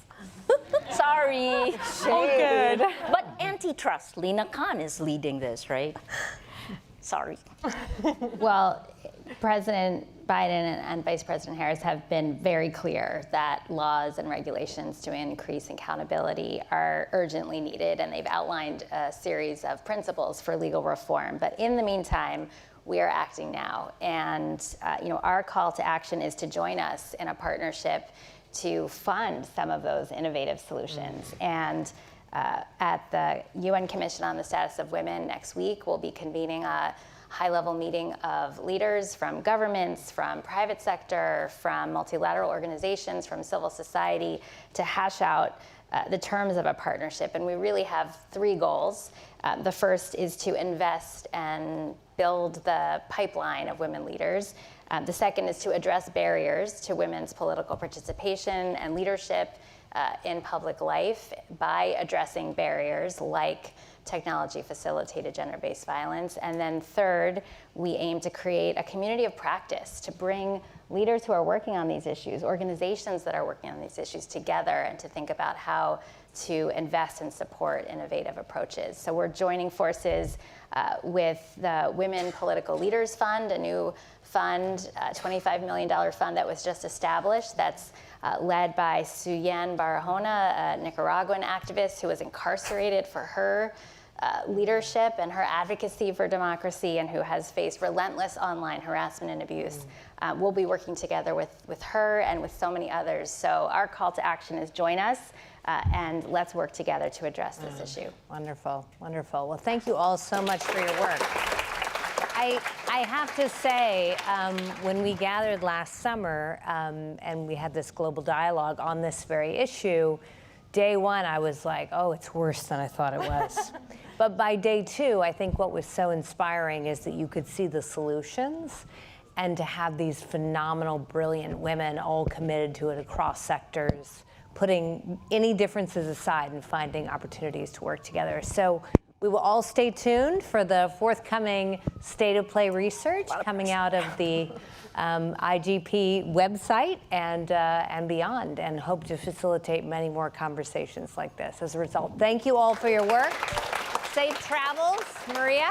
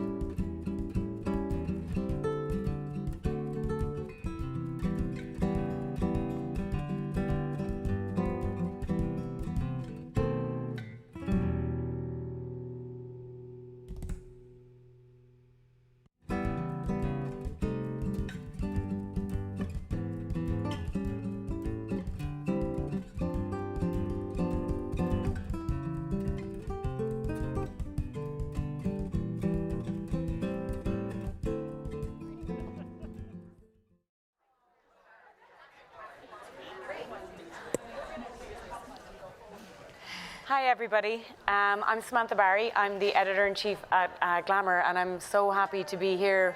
Hi. Thank you, Secretary Clinton. I'm so honored to be here on what is a monumental day for France when it comes to reproductive rights, and a devastating month and a year for the US when it comes to reproductive rights. And we're going to talk about how reproductive rights are under attack, both here in the US, what's happening globally, which is probably a nicer story, with these three amazing women that have a lot of skin in this game. We've got Sarah Casey, who's the Assistant Professor of Population and Family Health at the Columbia University Mailman School of Public Health. She's also the director of the RAISE initiative. Thank you, Sarah. Alexis McGill-Johnson, who's the president and CEO of Planned Parenthood Action Fund, and Jennifer Klein, who's the assistant to the president and the director of White House Gender Policy Council. We're going to talk about what's happening here, what's happening at the White House, what's happening at the ballot box. But I just want to start with you, Alexis, to kind of set the scene of where we are in the US. The Dobbs decision in 2022 overturned 50 years of precedent, something that we care a lot about at Glamour. We've been deep in the archives looking at actually all the stories that were written around Roe v. Wade the first time around. And we've witnessed this all-out assault on reproductive rights in the US, which is maybe not surprising, but at least terrifying. What are you hearing on the ground? What are you hearing from patients? Can you set the scene for us in New York and those tuning in on the live stream? Yeah, absolutely. Well, it's an honor to be here. I wish we were in France right now, celebrating the guaranteed freedom that they explicitly put into the Constitution today. You know, here in the States, it is incredibly dire for so many patients. We are, you've all seen the maps, 21 states now have abortion bans. That means 1 in 3 women and more trans and non-binary folks are living in states where they no longer have access to abortion care in state. It means that they are traveling, you know, significant miles out to get access care unless they are being denied access altogether. We have seen the stories of essentially really underscoring the fact that abortion bans have made pregnancy more dangerous. The story of Kate Cox, who tried to get out of Texas or tried to get her abortion in Texas as she was facing a significant medical condition in December. We also know now that they are willing to criminalize miscarriage, as if we had any thought that they might actually be more humane. Just looking at the story of Brittany Watts in Ohio, who experienced a miscarriage and was reported by her nurse. You know, and face time in incarceration. The idea that we have now come, I guess it was, I don't know, it was just 2 weeks ago, Alabama, the Supreme Court in Alabama determined that embryos are now children, frozen embryos are now children. And so the consequences, the ripple effect of abortion bans, not just on actually denying people access to abortion health care, but really through pregnancy, through miscarriage, through IVF, that we no longer are able to make a decision as to whether, when we get pregnant, but also now how. We are also, just quickly, seeing the fatigue on the provider side. The providers, many of you may have seen last year, or I think this July actually, the match into medical schools in banned states, there was a 10% decline of OBGYNs going into banned states. We are seeing a ripple out of particularly OBs who have high risk practice and experience because they are worried about potential criminalization in state. And we're talking about criminalization that could carry 99 years of prison or $100,000 fines and loss of licensure. So they're making decisions to retire or to move to other states. Labor and delivery units are closing in Idaho, and I think in Georgia, I know Stacey was here, they only had 50% of their counties had OBGYNs in them. So just the infrastructure that is really losing access to talent, the impact that it's having obviously on workforce and families, as well as providers, is pretty significant right now. And you mentioned a couple of stories that ripple to the top, that Planned Parenthood have been very good at getting out, but there's many other stories that we don't hear. And the ripple effect that you talk about, it's really economically, what happens to the women that can't afford to travel? Well, I mean, a story just from Planned Parenthood this summer. We had a patient who woke up in Georgia pregnant, didn't want to be, and made an appointment in South Carolina. She got to South Carolina, and that day, the 6-week ban went into effect. So she had to travel back to Georgia. She made an appointment later in Florida. A few weeks later, by the time she could get the appointment and get up the money, because every time she's making these appointments, she's got to find childcare, she's got to take time off from work, she's got to get money up for a trip. And then she got to Florida the same day that the ban went into effect there, or just after, and didn't realize because of the chaos and the confusion. And so quickly had to get on a plane and fly to California because she had now gone too far into being able to get access to a medication abortion. And just the toll, right? There's the indignity of having to go through that, experience. I think those are the stories that we continue to hear. But with abortion funds, with access to, justice funds, funds that Planned Parenthood can offer, we were able to support. But that is not obviously the story that is reaching everyone. There's plenty of stories that we see of forced pregnancies, and that is also by design. Jen, how important is this issue for the administration? It's incredibly important because it's incredibly important to the American people, not just women, but obviously particularly women. And, we, from the day the Dobbs decision came down, the president and the vice president were quite clear, first of all, that this was completely contrary to what people want. I mean, the vast majority, it's not a small majority, it's a vast majority of people believe that Roe was rightly decided. As you said, it was nearly 50 years precedent, and that it shouldn't have been overturned. And so, day one of Dobbs, actually 45 minutes after the Dobbs decision came down, we had obviously been preparing for it, but the president went out and talked about how the only way to restore the right that was lost is to pass federal legislation that would restore Roe. And he has been clear-eyed and visionary about that. I have to say, personally, I was sort of frustrated when he said that. Literally 45 minutes, it's like, that's going to take a while. We need to do more now. And that's what we've proceeded to do is, keep that North Star, that vision of where we need to go and how we need to get there, but also do everything we can by executive action. And in the states, I mean, Alexis just vividly described what is happening. And the states are really, I keep referring to them as the front lines. So one other piece of what we've done, and I can talk more about the executive action we've taken, but working with state legislators, governors, friendly attorneys general across the country about what they can do, not only to help citizens of their own states, but citizens of states who've just, are living in those 21 states with the abortion bans in place. What was the reaction to the Alabama judgment 2 weeks ago? How did the administration take that? Well, I think, as Alexis started to talk about, you need to first take a minute to think about what is happening on the ground. So you have patients who literally, some in the middle of a cycle of getting in vitro fertilization, who don't know whether they can have their embryos transplanted. People who don't know what will happen to the embryos that they have already produced that are waiting. And, so the reaction was, this is, first of all, completely predictable as the result of the chaos and confusion that was created when Roe was overturned, but also, some level of shock. I mean, it's like, first they wanted to take away the right to choose when and whether to have a child, and now they're taking away the right to choose to have one and how you're going to have it. I mean, you just said that. And so I think, we first went after the right to abortion, then they went after the right to contraception, and now the right to use IVF or other fertility treatments. Is there a worst case scenario, and what's next? Oh, I mean, it's terrifying, no? No, I mean, I think we've seen many of the things that can happen. And as again, I think it's really important to point out that this is all a direct consequence, a completely predictable and direct consequence of the overturning of Roe versus Wade, and we know who's responsible for that.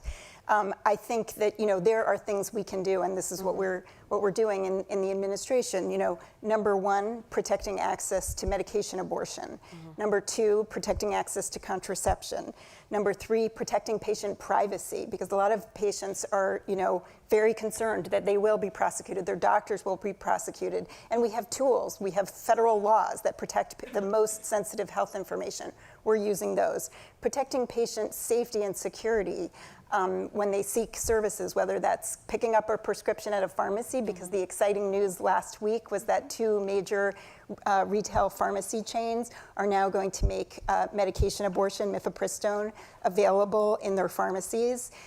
We need it's like a little win in the, yeah, exactly. And I actually think it's worth pointing out that there are more than little wins. There are really big wins. And so yes, while the biggest win we need to keep fighting for, which is to pass federal legislation to restore the protections of Roe, there are things we can do. And we now see that, they've gone too far. I mean, you see the Alabama state legislature falling all over themselves to try to pass a piece of legislation, which they presumably will do even this week. Now, that piece of legislation leaves a lot of questions, and whether you can remove your embryos from the state of Alabama, whether you can continue to store your embryos, those questions are not answered. So that's not solving the problem that's in Alabama.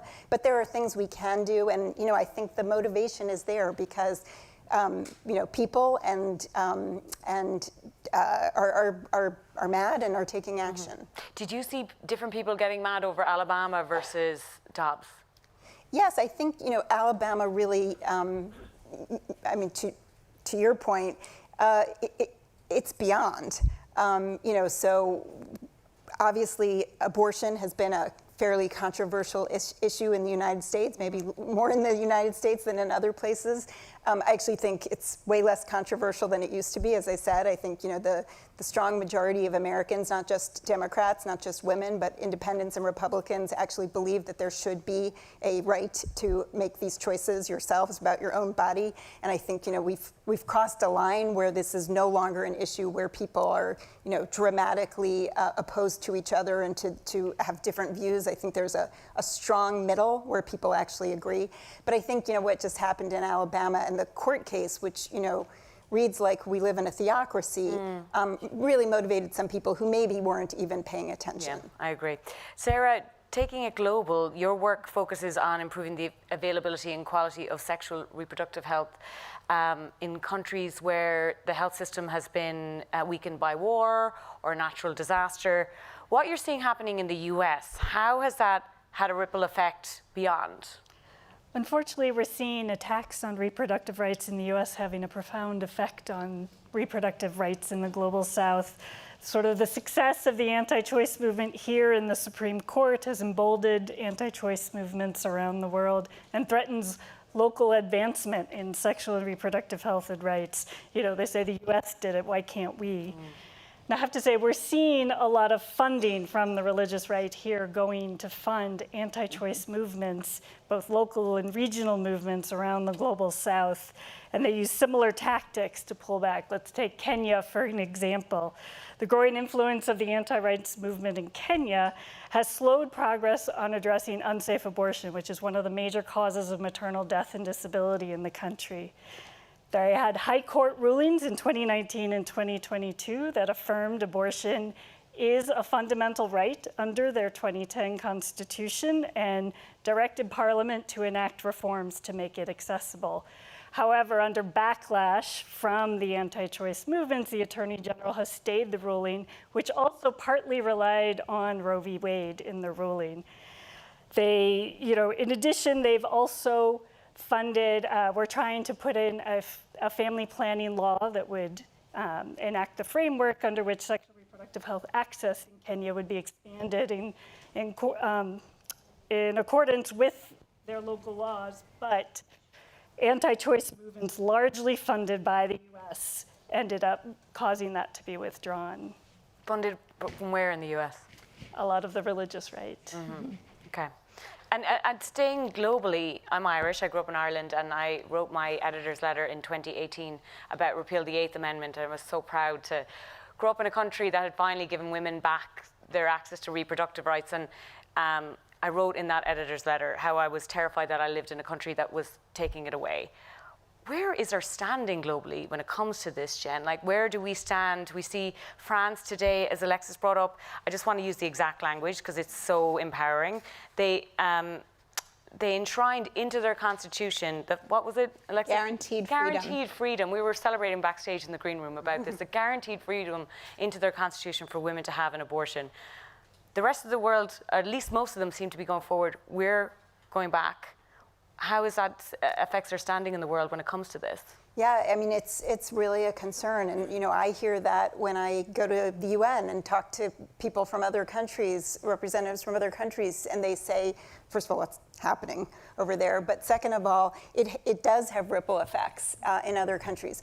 I will say, hopefully, that, in the last 30 years, 60 countries have taken action on reproductive rights. And all of them, other than 4, have taken steps forward. The 4, sadly, are the United States, El Salvador, Nicaragua, and Poland. So we're not in great company. The rest of the world really is making steps in the right direction, and we have very sadly taken steps back. So I think our standing is questionable, but I think that at the same time, when you look at the future that's ahead, I somehow remain optimistic. I do remain optimistic that we are actually going to see forward motion in this country, partly because of the anger and the sort of shock that we fell into when the Dobbs decision came down. And talking about forward motion, Alexis, you have spent a lot of time, and you will for the next couple of months, out on a campaign trail, talking to voters. What has what happened to reproductive rights in the US meant for ballot initiatives, for voters? What are you seeing? What I'm seeing is every time reproductive freedom is on the ballot, we win, bar none. I mean, and in places where you don't expect to win, right? So we're talking Kansas and Kentucky, Michigan, Montana, Ohio, Wisconsin, like states that may be purple, states that are, 100%, clearly supportive of reproductive freedom. And I think, Jen's argument around or polling data, I think is so important, right? Because you have 85% of Americans believing that we should have reproductive freedom, and yet to have 21 states roll those rights back, what it really does is help people understand that our democracy is not functioning. And so all of the ways in which we have seen reproductive rights kind of move backwards here, I think also correlates to, the number of countries, right, that are descending into fascism, and the way in which the authoritarian tendencies in this country are coming to bear. And that has, I think, been the most interesting thing that I've seen on the campaign trail, right? The fact that people are, there's a reason why abortion and democracy were the closing arguments of 22. There's a reason why they are the closing, what I imagine will be the closing argument this year, because it's also helping people understand, right, that democracy starts at the local level, right? That it's going to matter who your prosecutor is, who your DA is. Are they going to enforce these laws? It's going to matter who your state Supreme Court, candidate is. How many of us can name who's sitting on the state Supreme Court right now in New York State? I think all of the ways in which, we have seen that rage, fuel, and drive, I think is so important. And this IVF, just to go back quickly to your conversation around IVF, the opposition has been so successful separating abortion from reproductive health care, right? Just trying to keep it out here at its island, and really only elective abortion, right? They've tried to separate it out in this way.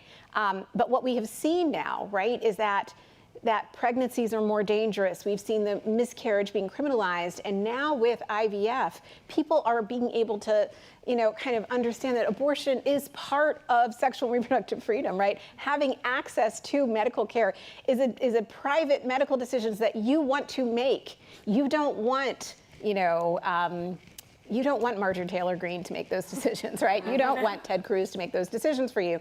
You want to be able to make those decisions yourself. And I think that is actually what is resonating across the board for people across party, across demographics, across states. And I think that's actually the powerful thing that we continue to drive forward on. And I do think in a way, and Glamour partnered with GQ a couple of years ago to try to tell men's abortion story, because I think we're 4 women on this stage talking about reproductive rights, but the fight for that is a universal one. It's a genderless one, and we don't hear from the men half as much as we should when it comes to that fight. And what's interesting, I think, from Alabama is we've heard from lots more men that are trying to create families, and men going through IVF with their partners, more involved in maybe that fight than they were previous to that. And on that, I'm going to wrap up and ask you all, what can the audience listening in person or at home, what can they do to help stop the erosion of our reproductive rights, either here in the US or globally? Sarah, I'll start with you. I have 2 things. For donors, commit to unrestricted, consistent funding to grassroots feminist organizations around the world in the global South who are the leaders in fighting for the advancement of sexual and reproductive rights around the country. And I would say here, for those who can vote, push your representatives to pass the Global HER Act, which would prevent the US government from reintroducing the global gag rule, which removes fundings from organizations working on sexual and reproductive health around the world. Alexis? Yes.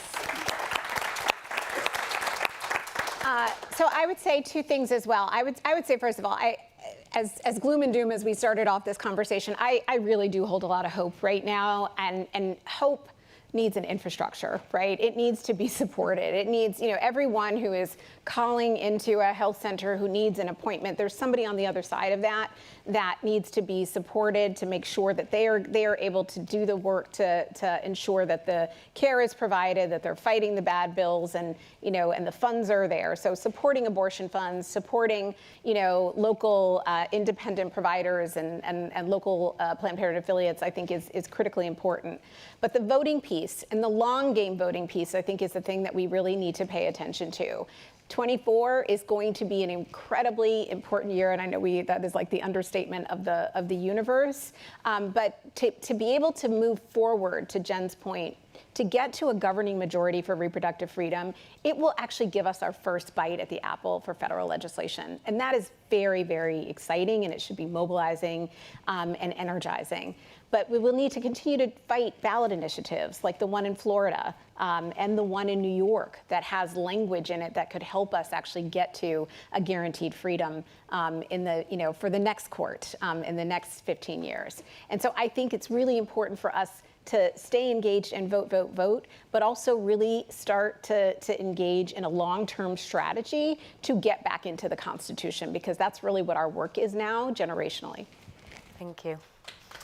Jen, I'll leave the final word to you and the administration. And I'm not allowed to say the words vote, vote, vote, but I will say that from my current position. But I will say that, what we've seen in those ballot initiatives that Alexis raised earlier is that when people organize and make their voices heard, we see the result. And that every time reproductive freedom has been on the ballot, we win. So organize. Michigan is a perfect example of that. They organized, they really brought people out, and the results were clear. And you know, even in smaller ways. So if you're not an organizer, you're not going to get out and, you know, bring others with you. Just make your own voice heard, because it matters that you have people who represent you, who reflect your values and the policies that you want to see in place. Thank you so much. Thank you, ladies. Sarah, Leslie, Jen, thank you.